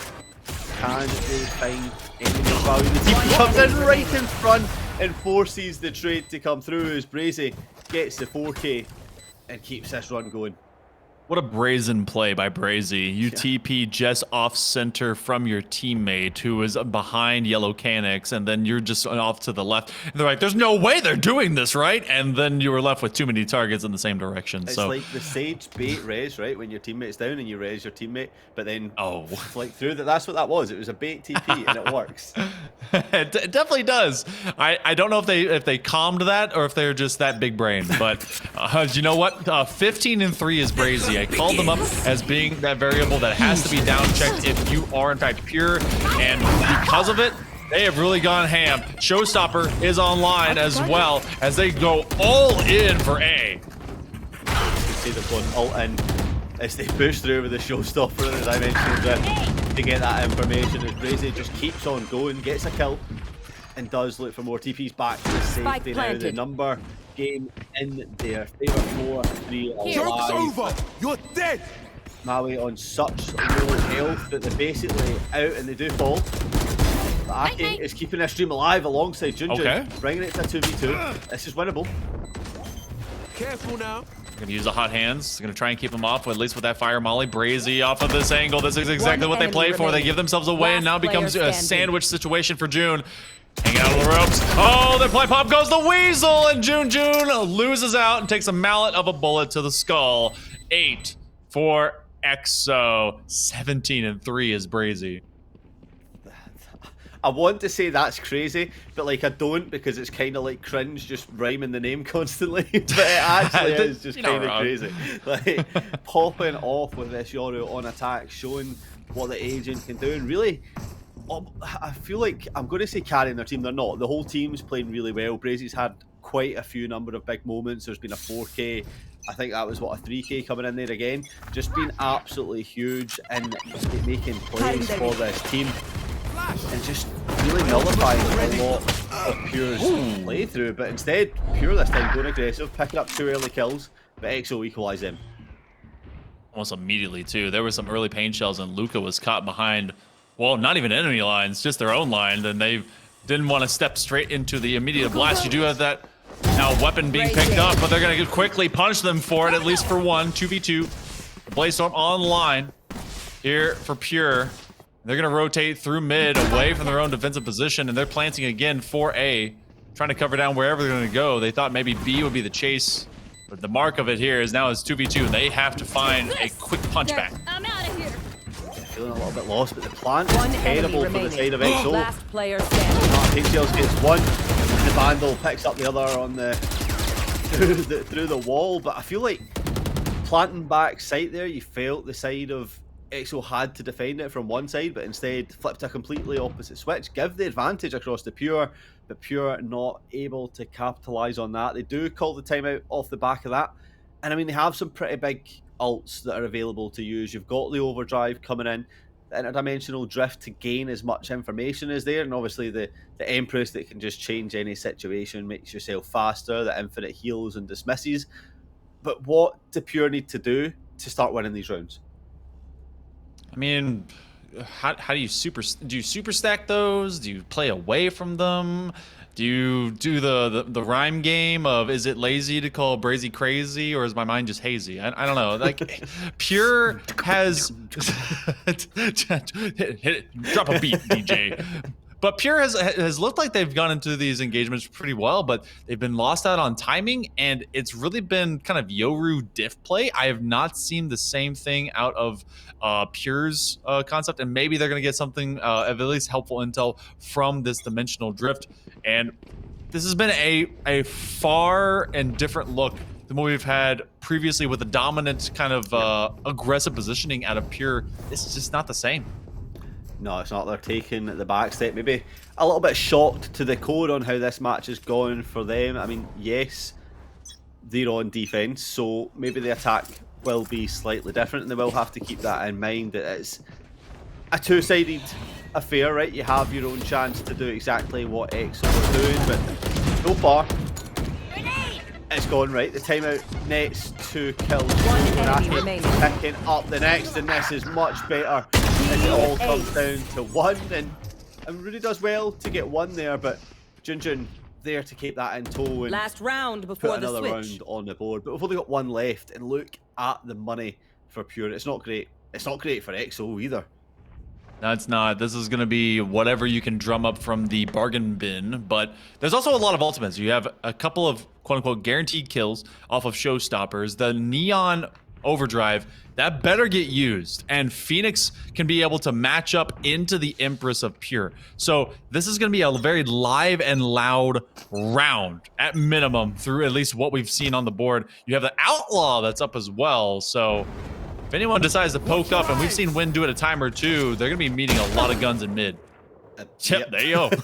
On cue, exact moment, casters know what's going on, so the players are going to be aware of that as well. And the noise now just made down into mid, making someone think there's a bit of space being taken down by Tubin and TP back to safety with the rest of the team. But it's not safe here. Azaki with the Guardian neutralises Luca, but Showstopper activated. Spark is Junjun as they recruit to capitalise, and Aki stops any show from Lou, takes L's to stop any pressure coming in, has to push away from those hot hands, and Brazy gets the kill to keep this in a 2 versus 2. W key, curveball, trying to just press in, get the advantage, and they're separated from the spike. Now we're looking to get something from distance here. They're right underneath them, and that's as soon as they pop the dimensional drift. Oh, that's rough. But now, as Pure have this 2-1 advantage, they send out the decoy. Rudy doesn't have anything to give them any extra life. They have 5 HP, they have an upgraded weapon, and now the dimensional drift using opposite. As they see where they are, they're just making the call out.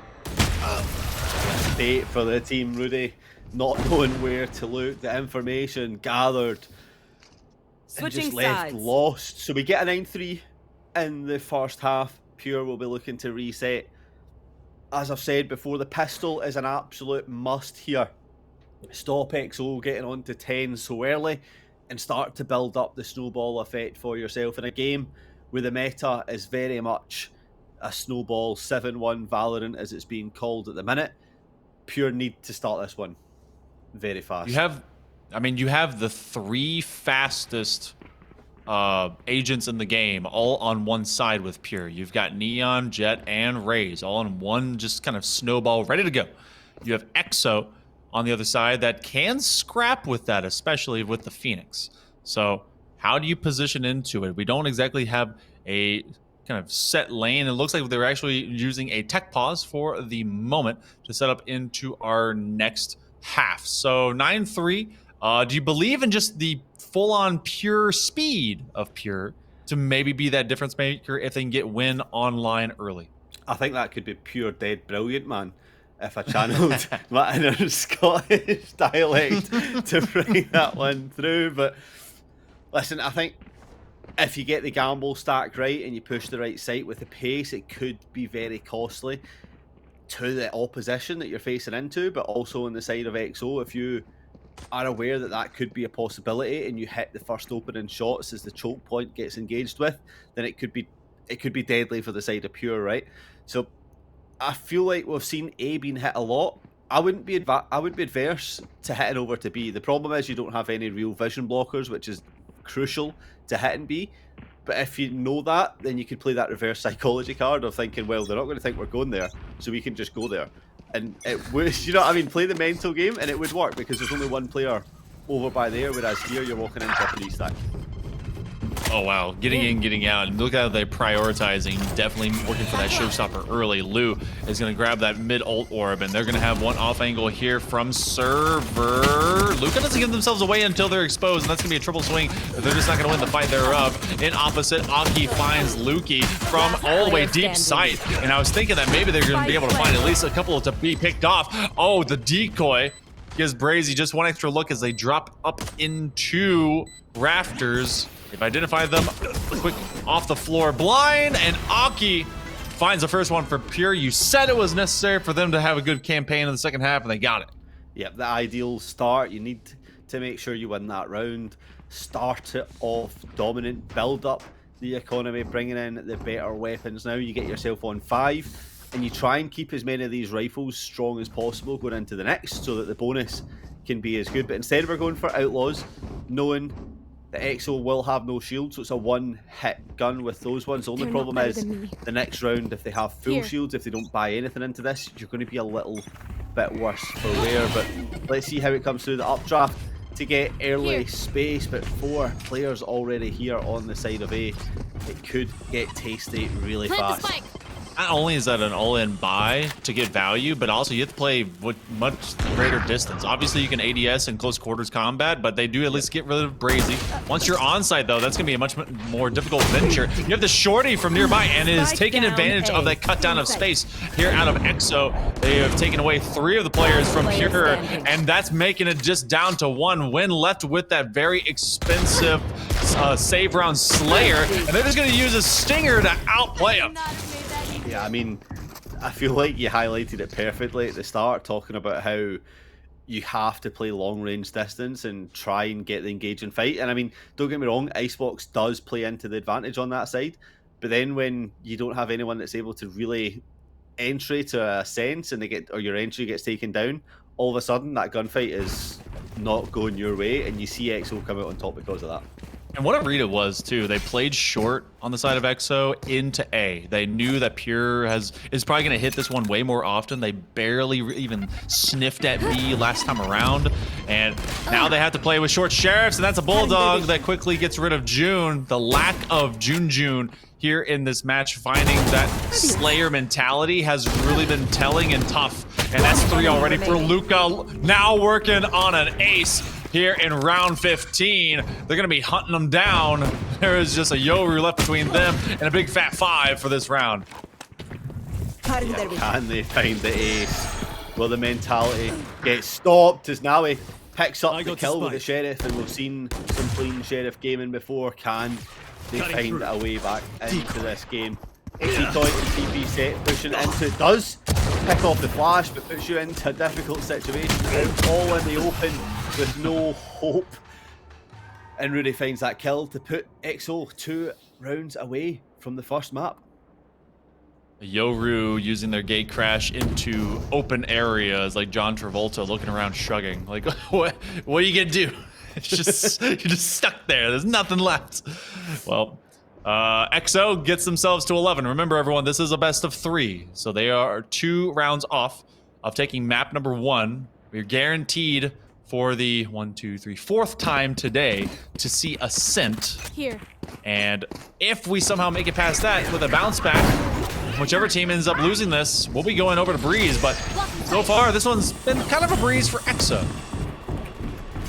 I like that. They're absolutely spot on. 11-4 is the scoreline, and Luki with the Outlaw picking up a kill. The gun that has changed the game, and the TP is beautiful. Spike but unfortunately, down B. not good to find the second kill, but it has opened up sight. And Aki playing peekaboo on top, gets another kill. Lou will be swinging in. Can they get the timing right? One enemy Is remaining. known, and Aki gets another showstopper available, but Luca knows how to play the game. We've seen what Luca can do before. Can they find anything? No. Fuji swings at the perfect time and gets Pure onto 5. All right, so get Brazy out of the way, and you have a chance. That's really how it feels. 20-9. They haven't gotten a kill in last few rounds, so that means it's been done without them at least a time or two. We do have some ultimates up already, and we're actually far and away for EXO to get the majority of theirs. You got the Showstopper as well as the Overdrive, but I feel like that Showstopper could get popped up first.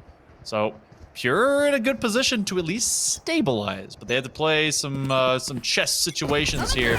Looks like they're going to be running it mid. That was the first time they ran mid, then they're doing it again. Rudy tries to peek out, but the timing not going to be quite there. His sprint is all the way up already to take that kill. Dimensional Drift will reveal Brazy's position, and sight is now clear just like that. B hit is the winning recipe. Can they keep it up? No, Brazy gets the kill on the Yoru peeking, and now the players hunting down that kill, not allowing One enemy remaining. taken. It's when it's on a warpath, taking it down the remaining players, and the off shot will miss, but the position knowing the stun does go crazy, and win with the 4K going hard. When you're stunned up like that, you are forced out of ADS, right? Like it just turns the operator into a baseball bat, and you're having to swing from way too far away. So a great bit of a util understanding, as well as just knowing when to pressure the last man standing. So that's a couple strung together. Last time around that we've seen Pure put those together, it was at the end of the first half. Now into it, we see EXO's defense being tested. They have the leniency. Gotta see what we put together. This now this eco, and look how we're conditioning. We put up the fast lane, but they're staying way back. Actually, 3 are in spawn right now for Pure. The 3 just holding, waiting for any aggression coming out. And that aggression will be in the name of Luki. And if patience pays off, patience is a virtue And in this sense, Fake it's the teleport. advantage Time to kill jump. over to Pure. But Brazy, here in the steps, flash, finds the vegetable, will peek out, but doesn't find anything. His win is the win condition in this one. As they keep this fight going, the plant coming through now, and space being taken. Spike planted. Cheeky bait play to force EXO to simply crash like a wave upon the rock, but Pure is not being worn away just yet. 5 holding strong, 3 out from a flawless. Luca's gonna use that leer and press straight through to try and help them out and move down from Snowman. EXO is gonna at least try to take advantage, but no. Actually, with a 4th, Luca finding one more, but it's Fuji that finishes it out. It was looking promising for all of a second, but the paint shells, they separated EXO on the retake, and that is now a 7th. When do you really start to believe? Are we a round or so away from that? Honestly, with the way Valorant is at the minute, you believe the second you put 2 or 3 together. So I'm invested, I'm bought in. The comeback could be on. If Pure can win this round, you force XO down to an equal once again. Here. And then all of a sudden, you're on 8, 9, 10, 11, and it's game, set, and match. But the aggression through mid this time, Lucky stuck with that off there, has to dash away and will still keep her life, but Aki, meanwhile, trading over across the board, but Pure just so strong with this aggression that XO can't keep up. Crazy has been eliminated Spike planted. far more often and not being able to find the same kind of Enemy impact remaining. before. The great call out. That's going to be a fantastic find to get rid of loot out in mid. Rudy left alone. It is again a 1v numbers, 1vx situation for them, and they just bought up into this round. They get killed from off of a headshot over top, and now Pure. Hey, you know what? I'm starting to get back into the Pure fan club. EXO, I'm gonna have to take off your X's. Not my favorite toy anymore, but EXO is gonna be in another eco. Let's see what ultimates are on it. Could get loud. I see a Bucky. I don't know if that's promising, but I think they're also gonna trade away from it. They have not been able to get much pressure at all, as it's just been all right. Pure finally bringing in the game plan and running it down together.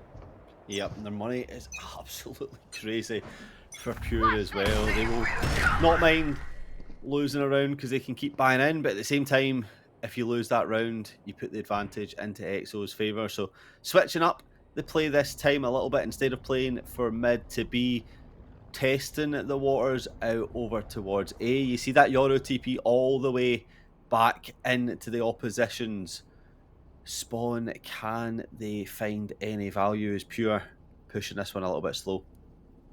Playing it slow, and the last time there was a slow push, EXO got caught out. They are not overextending this time around. That is going to be the Empress that's put up by Pure. They're going to try and get some pressure, and the Showstopper comes alive as well, looking for a target, and they find it over at Server. Aki gets rid of their doppelganger, but Luki does the same thing on a Blade Storm. Now that's a couple dropping to the ground. Pure finding open spaces. You do have the runner back for Spike EXO. planted. Do they want to expend it into this eco? You have 2 left alive, and they're trying to reconvene. Yeah, not the easiest situation possible. It's going to throw the curveball and look, but the judge getting a kill. Didn't think it was a prime position there, but it does the job, and now the wall popped to swap and retrieve a better Last weapon. player Well, standing. trying to peek through the wall, but the TP from Brazy doesn't go crazy this time. Ooh.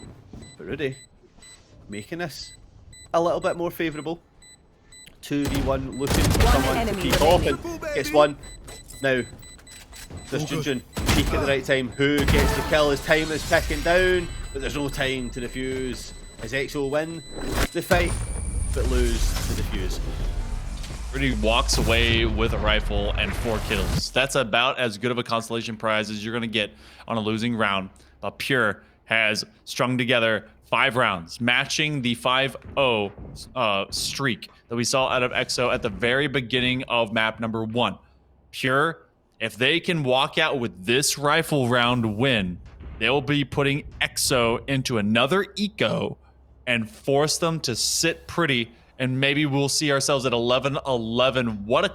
Well, I'm not going to say the word. It's a 2-parter. You know what it is. It's a C and a B. I'm not going to say it. Pure, let's see if they continue to cook. Is it kombucha with the C? Ah!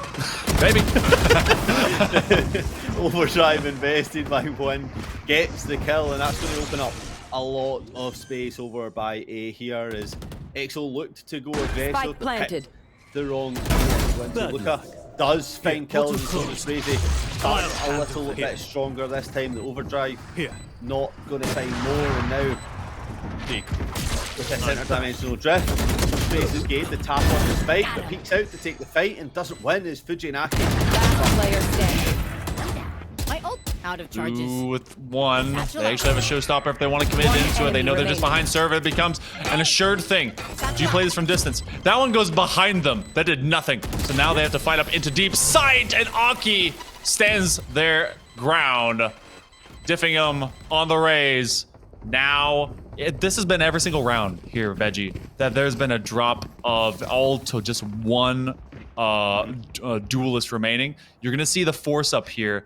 EXO is actually fighting to the last man. This is kind of a telling situation because Pure would get to 11 if they lose, and then that would force them to allow them to get to 12 with EXO then on a late eco. Yeah, it feels like EXO just trying to deny any further momentum and get the confidence back. They know what they can do. They know they're capable of it. They're showing in the rounds before that it's going close. They just need to get that final conversion, and can they win it here? Not this time, as they run it back. Gets so early contact, and Pure just running it down mid, picking up 3 kills. One of them obviously being the run it back. Blue does get that showstopper from downtown and gets a kill and makes this one a 2v2 situation, but we've been here before. Planted. Can EXO finally convert, or will they flop once again? Bro, that's like hitting the Warhog with it on Zanzibar. My man hitting it from the top rope straight in the middle of the map. Lou gonna hang on to it, going hot hands. They want to take out any outside angle. Now it's a 2v1. Fuji needs to clutch up. They don't have to overexpose themselves. They're looking for any of those points of interest. They know they're up in ropes. They're gonna be hanging out from backside yellow. And now they can double stack into it, and it's just flat out won by Lou. That's gonna be the defuse coming through. EXO finally stabilizes after allowing, what was that, 6 or 7 in a row? It was a lot. Yep. Yeah, they finally find the recipe for success after having the recipe for disaster so many times, but put themselves onto match point. But the money's still good for Pure, right? They still have a chance, whereas the money for EXO, it just about gets a buy, bar a few shields. So the hope isn't gone for Pure, but they do obviously need to win this round. Gotta win out. You've done a lot of effort. Strung together 6. That's a nice set of lights, but it won't matter unless you walk away with a dub. EXO want to force this in to just be a 13-10 and get it over and done with. Rudy sees a whole campaign of them going down. They get rid of Aki.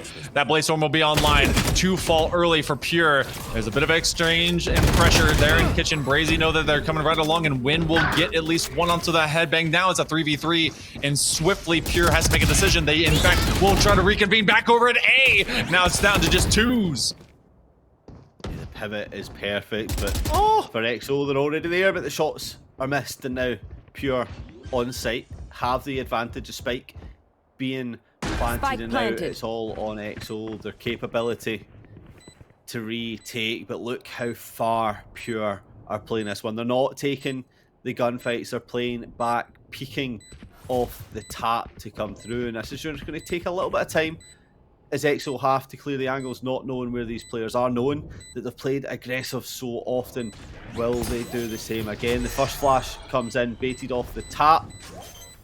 And now another one. TP getting set to go. Brazy trying to play that contact. Can they hold for the team? They find one. And the next one comes through from Luca, takes off the spike and wins this map for the side of EXO. And you know what? X don't give it to you on Defenders win. EXO giving Pure a late-term exit here of map number 1. They will take over Icebox, and they will now be moving in 1-0 in the series. Veggie now on to championship point here for the Birds of a Feather 1K tournament. Pure was looking pretty feisty and pretty promising in through that string of 6, but it was a mountain to climb. Sadly, they ran out of water all the way to the near top. Yep, the push was just a little bit too much. The hill got too steep, and EXO found their feet again to win that one. But it's not over. It's not quite over. We have at least one more map, a map that I'm sure everyone is overly familiar with, the map of Ascent. And 5 Duelist on Ascent isn't actually that bad to watch. I've been hating on it a little bit, but it's not actually that bad. It does get a little bit crazy. A lot of the choke points get a little bit feisty, but these teams going to be fighting for their lives in that one. Yeah, it's going to be a wild one. Honestly, it's actually been kind of fun seeing all duelists because everything has to be direct contact and you don't have to worry about a lockdown or a Hunter's Fury. So that's pretty rad. You know what? We're going to be seeing that in just a little bit. We're going to take a short break. Game number 2 for the end of our championship here for the Birds of a Feather tournament. We'll be back in just a moment.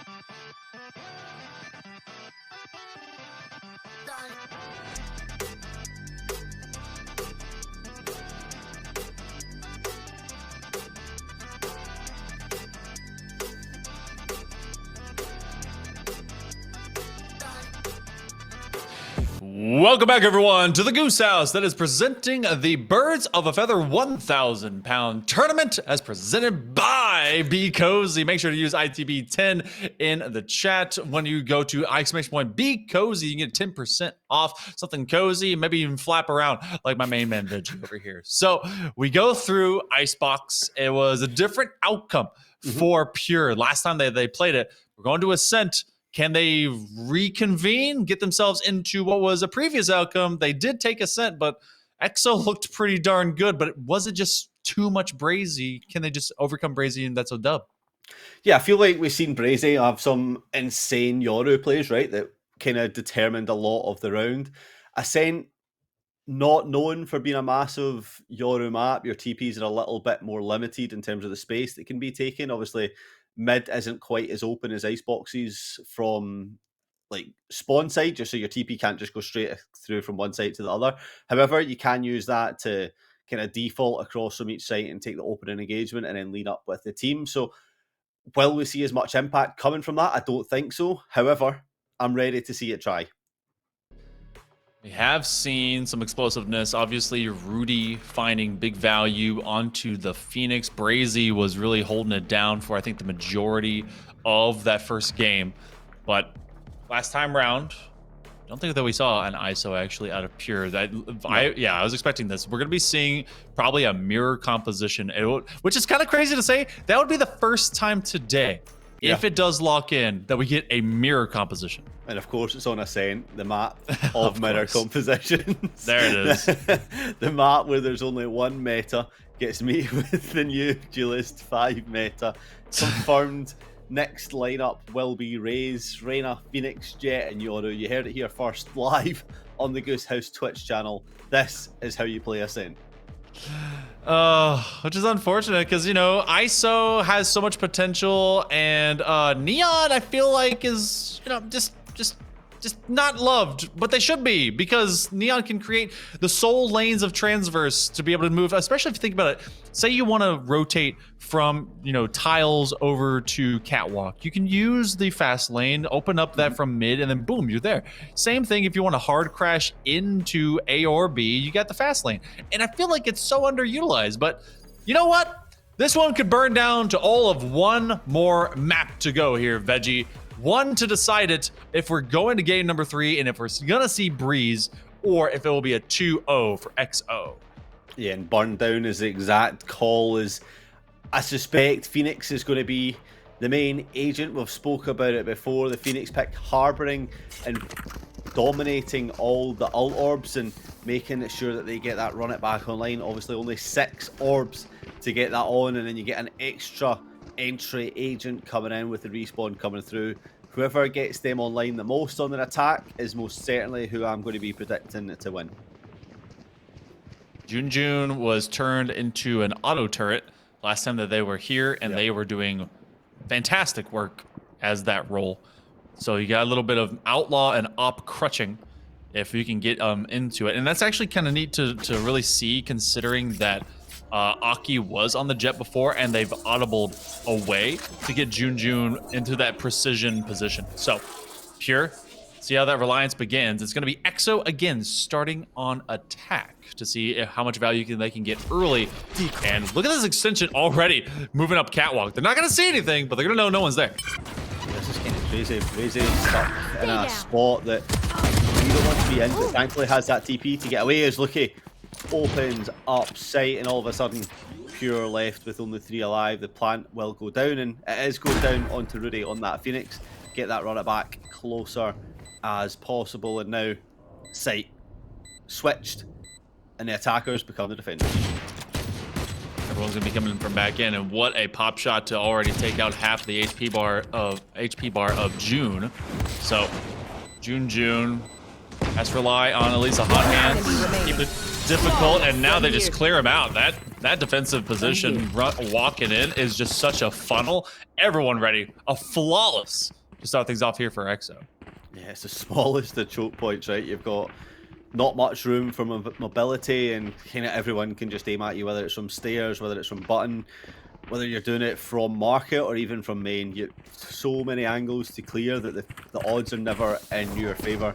And that sets things up perfectly for XO as they flip the switch on this attack and head over on to A, sending Rudy to B to try and get an orb or some damage. We've seen what damage can come through. He's going to slow walk all the way up and hopefully pick up an orb or a kill if they can find it. But there's so many people facing in, and it does get some utility paint shells used. I believe there was a curveball flashed in there, whereas everyone else just slow timing over on A. But the information finally gathered. This is where the hit's coming on, and Pure make their way over here. I'm not gonna lie, I don't know what Rudy was looking at. It looked like he actually handed off the mouse and keyboard to someone else. Just like, oh, well, this is a pretty game, and they get whammed. But that's all of one down. The plant does at least get stapled onto A because the initial, I guess, purposeful sacrifice on B stalled him out for Pure.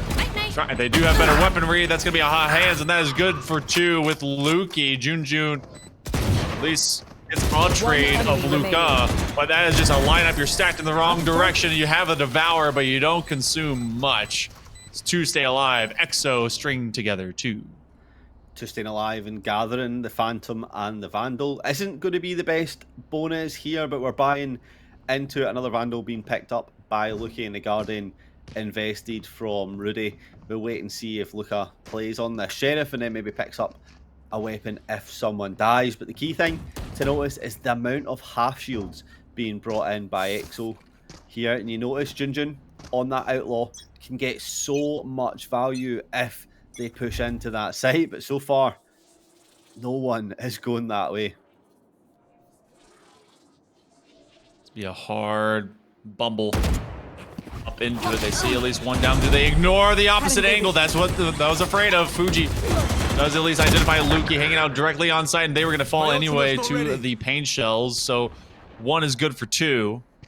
Aki still waiting on entry for Tree, but no one is actually making that flank angle position. They look at him, they send him the peace sign, and then they put a little damage into the ankles of Aki, but they're good to at least put this back into an even game. Planted.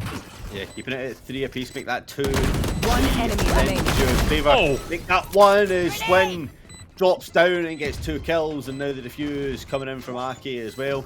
Swaps that across to win, maybe get that showstopper even closer. As they keep 3 alive, that's 3 Vandals kept in here, and the force buy from EXO doesn't pay off like they would have hoped for, and a little bit of a shoddy buy coming in this time. It's a bit disrespectful, honestly. I mean, but not in like, you know, attitude-wise. They just were like, all right, well, you know, we've been having a pretty stellar, you know, gun game against them. Just buy up. Who cares? So now that actually gets you into a reliance on a couple of Stingers instead.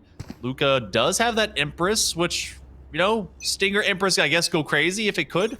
Maybe we'll have that today, but they will also have that 1-4. You're gonna have the no hit by Jun, and they just re-peak. The fact that they didn't even have chip damage, well, they're dead now, so I guess initially that was 1. Lukey looking for a 3rd, and now the running back is gonna force Nawi off position.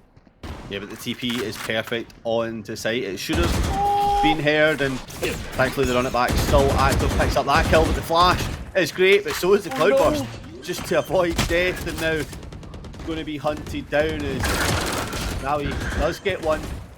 It's traded out by Loki, and Loki on for the ace, picks up the ace as Fuji and Aki peek into the angles, and EXO pick up another round win. Just saw the Blade Storm. That's back. Like, it literally just got used. And they get it back almost immediately. Wow. Lukey, good for 5. They get a plant. They are at 10-2. Taking turns between them and Brazia being the pop-off monster demon that EXO relies upon. And this is now going to be an eco for Pure. What you got for them? You're 1 off from maybe a showstopper. It looks like they're actually going to early peek into this. There's not the weaponry to really support this kind of 2-man peek, and that's exactly the result that's going to happen 9 times out of 10. Yeah, peeking with the classic. I don't know about that one, Chief.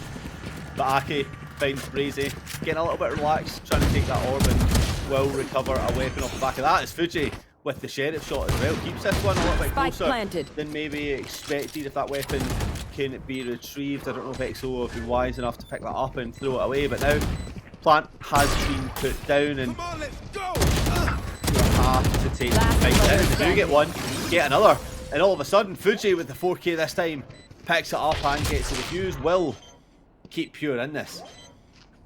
We talk about, you know, it's duelist v duelist. It's ego fights the whole way down. You had three players of EXO run it into that defensive link, and they lost that fight. They lost that engagement, and then that allowed a rifle to be put on the ground, and it was Fuji who then found the off angle from just the stairs from outside of Marketplace. They clear that. It was just a bowling ball, and they were knocking down EXO like they were just easy standing pins. So now we have a showstopper online for both ends. You got the Blaze Storm up, and I'm pretty sure, yep, that's exactly what Luki is going to be pushing into. EXO kind of showed their hand a bit too heavily that time. Yeah, and pushing into the stack. Will they come out on top? A has been Get out of my successful for this EXO side. Can they keep the momentum going? The early flash will come in, and from both sides reveals the position. The showstopper invested does find one. The swing's not able to be retaliated as Fuji shows the aim lab straight in there to get two. Thankfully, look out there to stop that from getting out. Pan gets the kill, gets out of there with the Devour, and will now just slow this pace down. Jump peak was wild.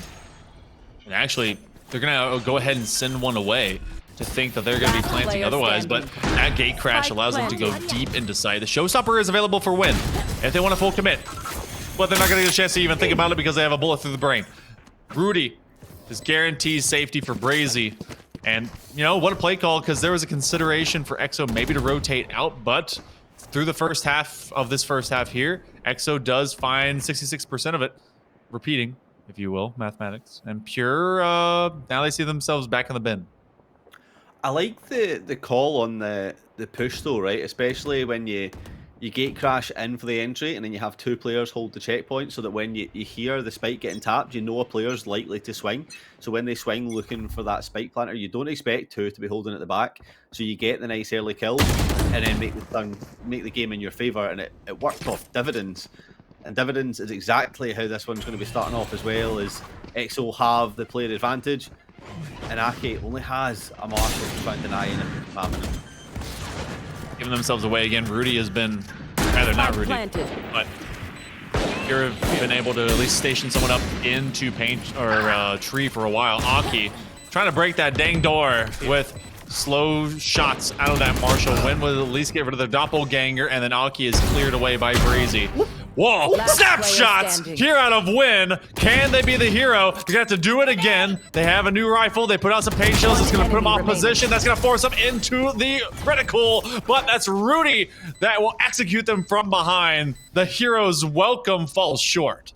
Yeah, Rudy stopping that one from getting crazy, as that could have fallen completely out of control. The lovely Sheriff action and then taking the 1v1 on Jewel, but just not aware of that player coming in from behind. But EXO take the 3-point lead, and we'll be looking to expand onto that as Pure setting up for a little bit of pressure over on mid, trying to track that down, and we finally see some spam coming in. Showstopper finds value. The flash isn't going to find anything else through, as the dimensional drift gets the information that the two players sets up, flashes out, and will come out of that in.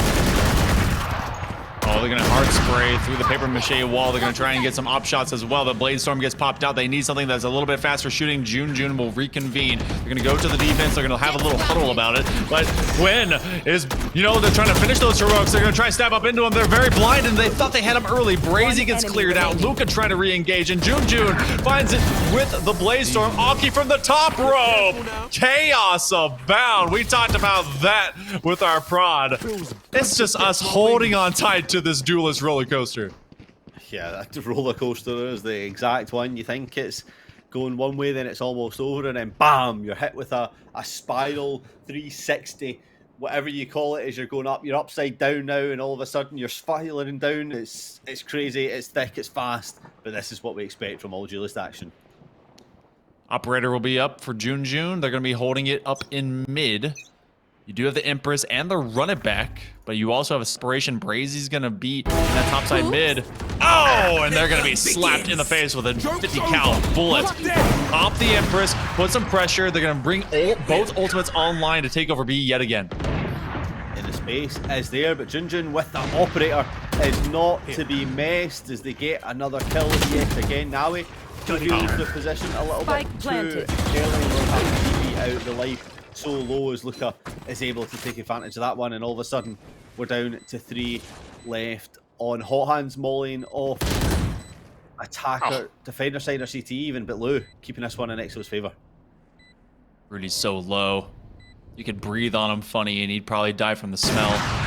Lucky. That's going to be an operator. A bit of overkill, but they still have to clear him. Gonna be one on box, one off corner. Luca off that clearance, and now they're going to play cat and mouse into this 1v1. Junjun has to tap. You're going to maybe commit into that half, and they actually may just commit the entire way. They have not made that play work. That is halfway, but that's going to be the full way to greatness. Pure will bite back the ace for Junjun.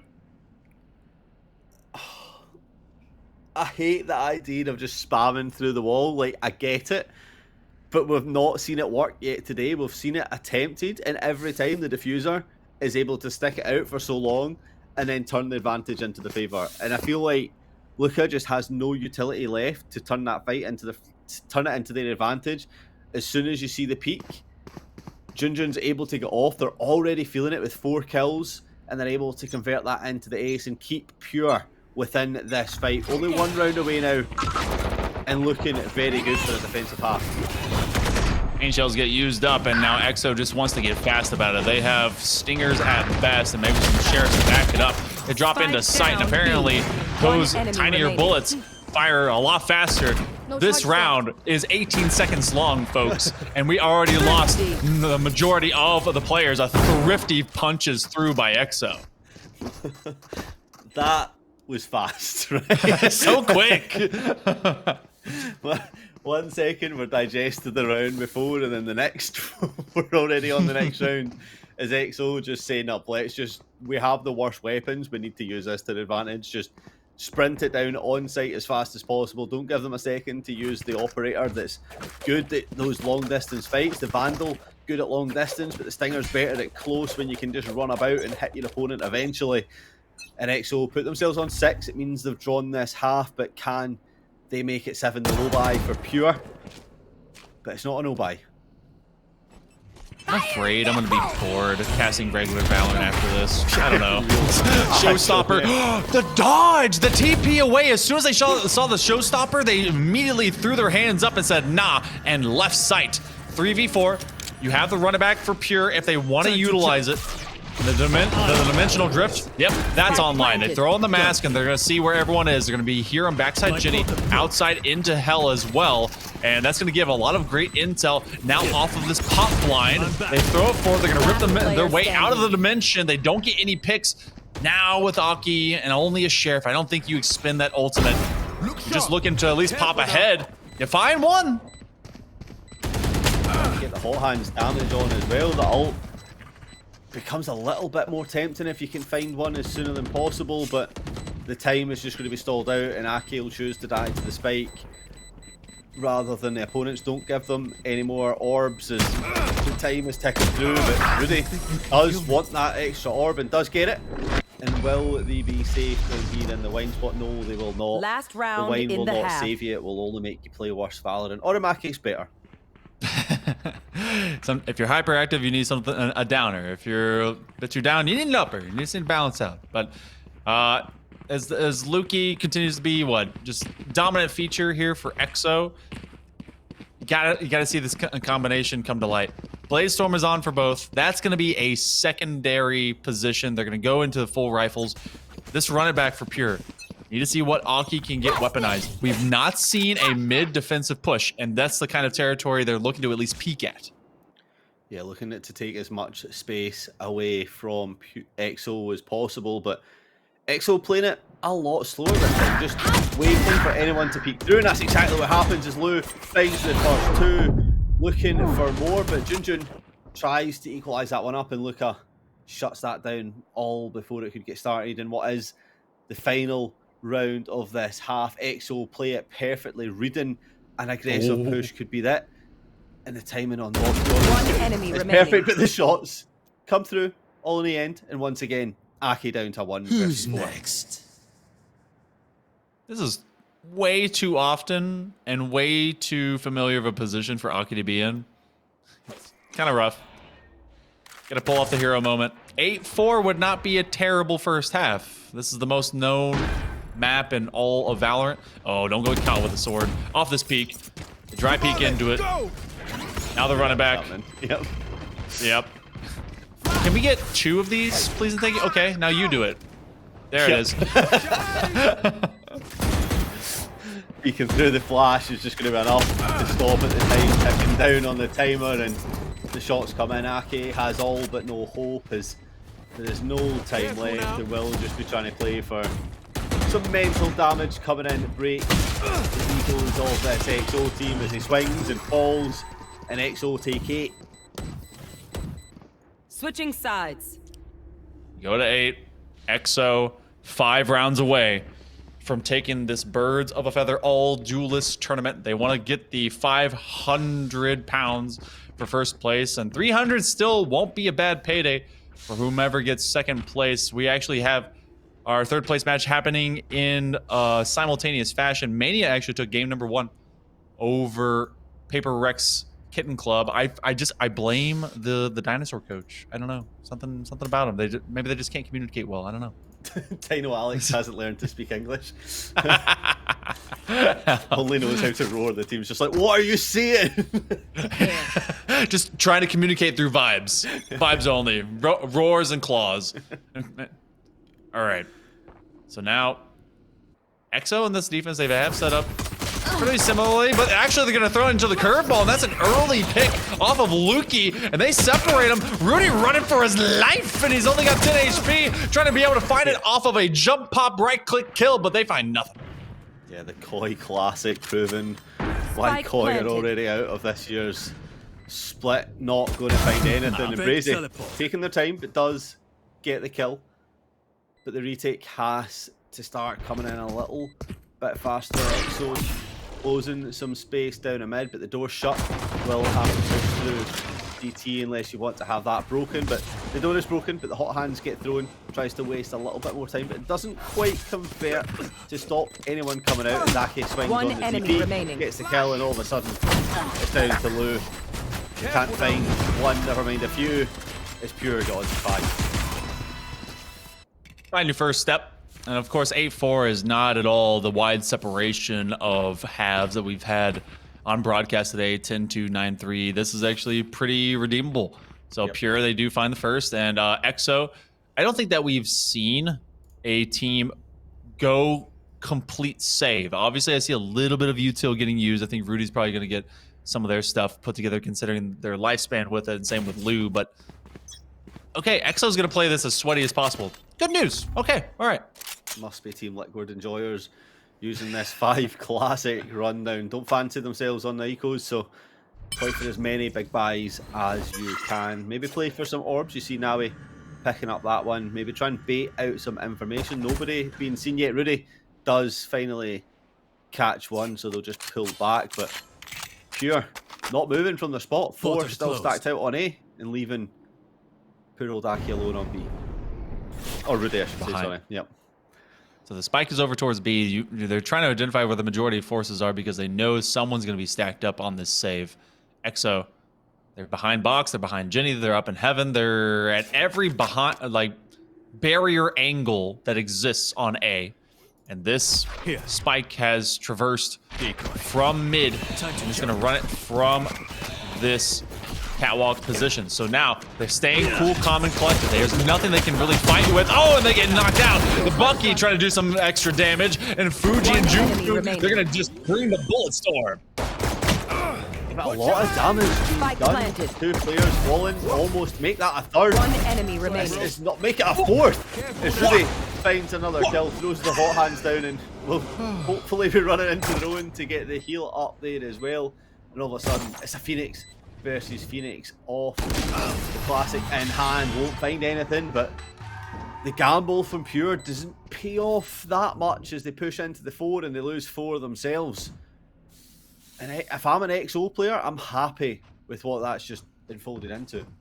It really did. Yeah, I'd be thrilled, just beyond belief, considering now that you're gonna have the rifles. You let the first 2 kind of roll by, and you've lended just down to a single one, which means that you either are forcing the bonus or it's gonna be rebuys, and 4 of those end up being rebuys, especially because out of Aki they have the Bulldog, gotta support it. You got 3 Vandals and a Guardian now coming through.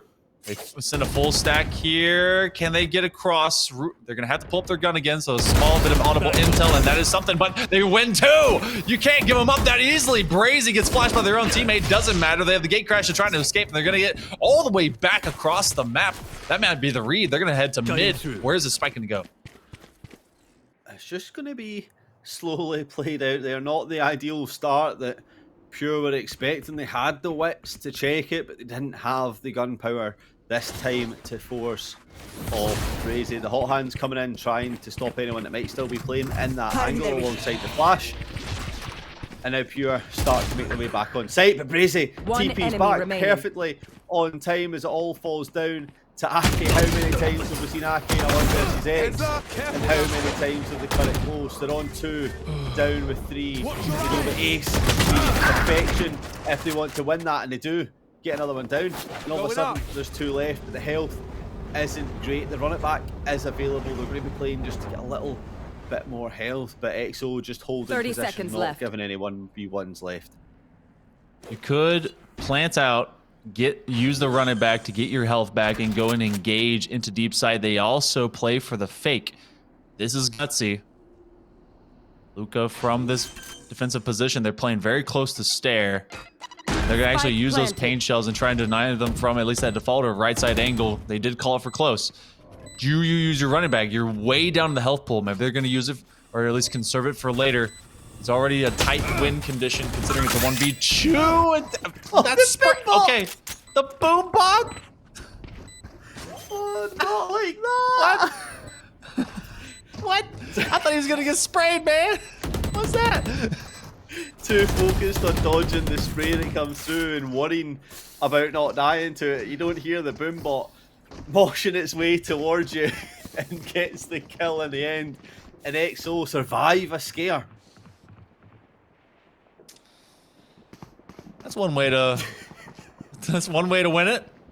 All right, Pure. We'll go to sheriffs.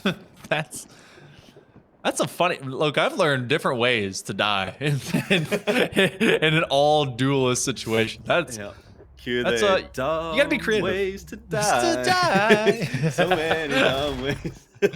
Time to jump. Double swing here. XO defense looking pretty strong. Oh, they immediately use the TP straight into main. They're trying to chase it down with the Bucky. Oh, but if it's only good for 1. Careful now. Aki follows it up with the pistol kill and the Vandal upgraded, gets the plant down, Spike and planted. all of a sudden XO have You're 3 left, done. make that 3 and a 2. What can Pure do? 1 on site, 1 off site. I think One that's only a enemy sheriff remaining. online in a bucket for Junjun. Now, Fuji left all alone. Will this be the cinema film that they're capable of as they pick up 1 kill but really swings and gets the Team next? Ace. And Thanks for XO helping get me themselves take on out the double trap. digits. 3 out from taking the lion's share of our prize pool today. Again, shout out over to the awesome production that we've seen from the Goose House, and of course, what we got from Be Cozy, ITB10. You go to exclamation point Be Cozy in the chat, get 10% off, as we are less than 10% away from the total to get XO in and out and on with their lives. But Pure trying to fight back. They have a running back online on both ends. A showstopper, though, for XO if they really want to counter up into this offense from Pure. But look where the spike is. What in the world? They're trying to draw a lot of eyes over to B. Joke's over. Showstopper did get launched. Can it find someone?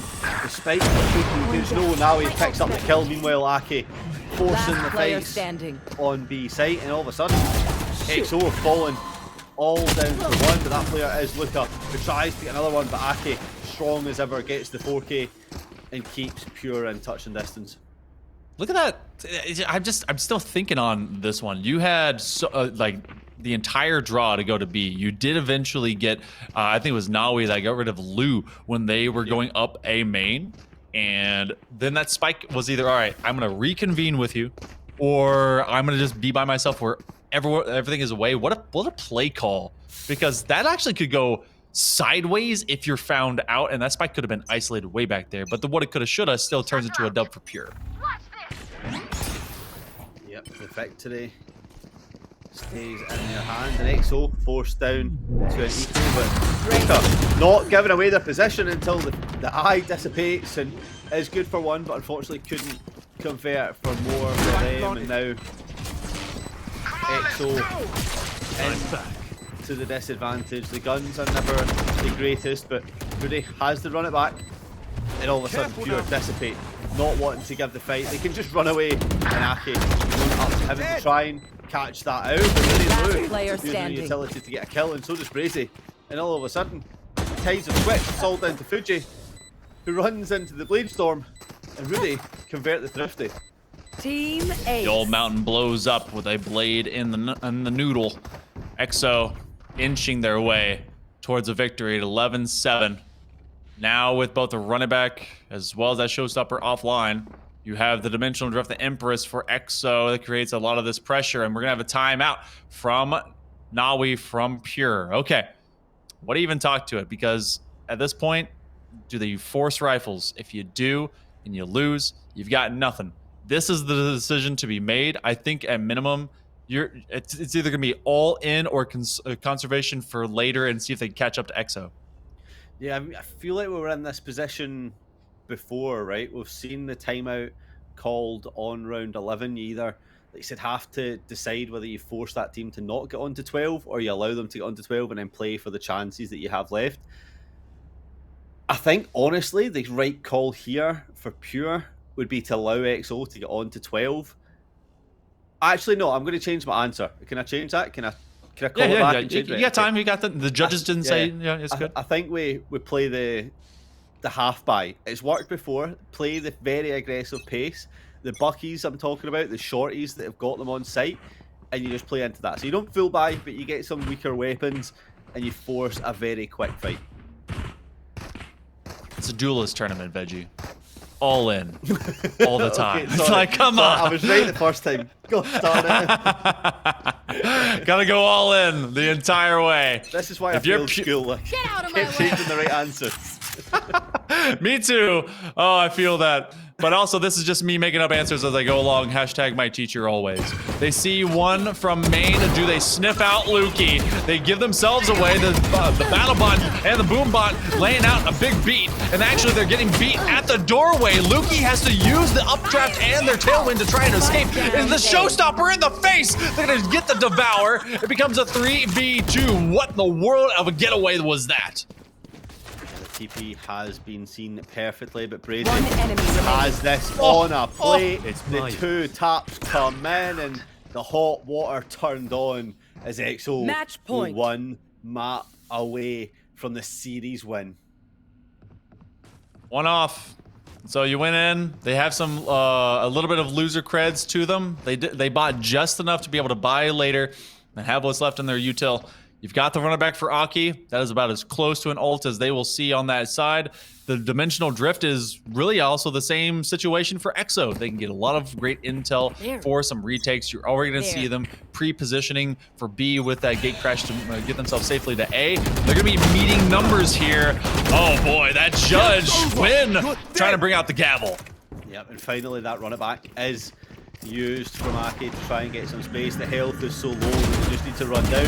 They check, but Lucky able to get the kill, and now will just peel back ever so slightly, obviously. Now, are they expecting a player so close? It doesn't matter. As Junjun has the spray One through enemy the remaining. smoke and gets two, and all of a sudden Brazy is left all alone with four to do. Will this be the highlight clip to win it? They start off with one peek round the corner, but Junjun shuts that one down just as quick as it started, and Pure take their first opportunity. Where does that put us in the total buy situation. We're still able to buy up. Look at the conservation of creds. I think that we're good on both sides for at least a little bit. An operator is a heck of a call here. Lukey has been slightly less effective on the defense. Obviously, duelists are, you know, much more offensively minded, and that's where they kind of run it down. Where's Lukey gonna stand? Right at B. That actually could be a huge first pick to pivot on. They're gonna be deep in logs though. Wonder about that position. They're not going to be immediately set to try and find first contact, but they're set to receive once they have the parade. They get it off of a... And look at the collapse. Over here. Oh, Cutting what through. a way to start it, but Pure equalise it up immediately now. He's picking up a kill and stops it from getting out of his control as Junjun picks up the third. I think I've seen 3 collapse today, planted. Veggie. That's more than I've seen, like, you know, across all of tournaments. But when everyone's bumbling together, it's going to happen more often than not. 2v3. They do have paint shells available for Lou. They're going to actually clear out main. No one's there. Everyone on site. That's a double use of util, really, to assure that no one is going to be there. So that means that all your targets are right in front of you. Using the dismiss becomes a 1v2. Have to get a spray on the Spectre, and instead the weight of the world lands on Luca's shoulders. Fuji finds them. Pure not dead yet. Pure, like you said, stay alive. They have the money to invest once again and force EXO down to an eco as they have a few chances left to win this one through. You would not be favouring them in here, but we've seen our fair share of thrifties and ecos converted, so there's still the slightest possibility. Pure decide to hit back over onto B, but the spike all alone over on A. We've seen this before. Will we see it again? The interdimensional drift gets the information of all players are over on A, and it allows some a little bit thicker and faster entry over by B. Gets 2 kills followed up, and we know the rest are stacked at A. Slightest little bit of bait and switch as Lukey rang the doorbell outside of their own home. Then they had the judge to try and follow up. Brazy's going to go for this flank position, which means if you are Luca, got to be patient to let them get Spike all planted. the way up into this main position as you play for the cross. But they're going to play from deep sight.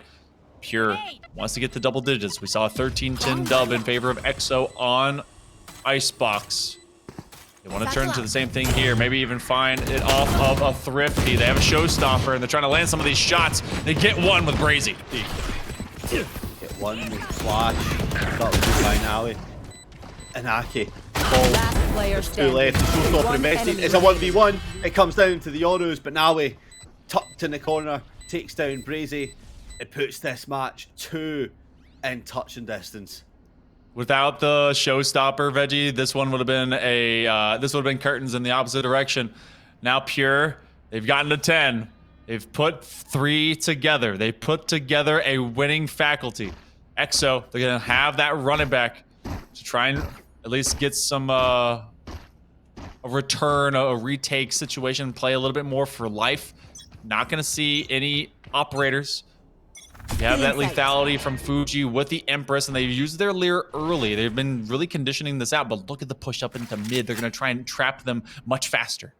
Yeah, playing catch the rat here. And Pure, not really expecting this. It's not something that we've seen come out of EXO on this map. The aggression right at the start. The utility will be used to get on to site. Brazy has to try and find some things on site. They do get one and TP away to safety ever so quickly, but look, EXO so far up to get 1 kill and dash away, but now he gets to trade it, does some TP. Safety gets another one at the same time. All hands No, you don't. have to find that one through. And this 3v2 could be it. Information. Now the enemy backside remaining. clears the headshot onto Aki. The flash comes up as Fuji falls, and EXO take the crown. 13-10, they do it again. EXO 2-0 Defenders win. here in the Birds of a Feather Championship. They'll take first. They take the dub. They take it all. Well, not all. Some of the money does still. I mean, half. Some money still falling into Pure, but obviously the Lions' share fall into EXO. Congratulations to our winners in the Goose House collab with B Cozy All Duelist Birds of a Feather tournament. I need to know, how do you feel about total vibes for an all duelist tournament? I kind of want to see an all initiator tournament in a way, but because an all controller tournament would just be hell on earth for apparently our spectators. But Yep. it definitely really paints out how ineffective duelists are when it comes to the ability to impact a wide area that isn't just into gunplay. We don't have lockdowns, we don't have fault lines, we don't have nightfalls, we don't have anything that covers a wide expanse. They literally just have to go in and win the gun game 1v1 or numbers. It was really fun to watch, though. It was really fast. Yeah, 100%. And I mean, you risk the factor of those insta-lock duelists that you often get in your lobbies, thinking that their role is to lurk behind or bait the whole team. This time you've got all 5 of them. They have to go thick and fast. And it was a wonder to watch. Like I said, I'd kind of want to see an all-controller competition. I think that could be hilarious of just no vision blocked out. We've seen the Jets come in. You still get the entries with Brimstone Stimmy, so maybe there's still a chance. That's very true. Yeah, you could be able to see what kind of chaos could be wrought. That's actually a lot of mollies, a lot of smoke. That's a lot of things. Just, I don't think we'd get to watch the game. It'd be like a house of horrors inside of all that smoke. It's either that or everyone would just be looking up into the sky, pointing at a pixel, just ready for the lineups to come through. Everyone goes to site and they separate. Oh my gosh. Well, we've separated all of the crowd and been able to crown ourselves a BOAF winner. That does come in the form of EXO. They 2-0 over Pure, and the other third place match is still going, or they may have already found a dub. We'll get to find out that later, but we appreciate everyone showing up today, and of course all of you that were able to view it, playing it, hang out with us, do everything in between. It has been so fun. Thank you to Ryan as well as Mickey for doing the affirmative production, as well as all the admins that hung out with us. Veggie, it was so great being back with you in the booth as always. I had a lot of fun, man. Yeah, thank you, Hillmonk Command. Always a pleasure. But just to give those admins a shout out, thank you to Ross, Jamie, Rain, Lem, Deck, Dave. I'm not going to say thanks to Ryan again because he doesn't deserve it. But honestly, it's been a pleasure. I've absolutely thoroughly enjoyed myself, and hopefully we'll be back with another one very soon. Yeah, that'd be super fun. You guys make sure, check it out. It's presented by Be Cozy in support of them. ITB10, if you go to exclamation point Be Cozy in the chat, you can get something cozy for you to wear for the entirety of the year. But for right now, I'm Hell Monkey Man. This is Veggie. You have been wonderful, fantastic, but we will see you on the other side.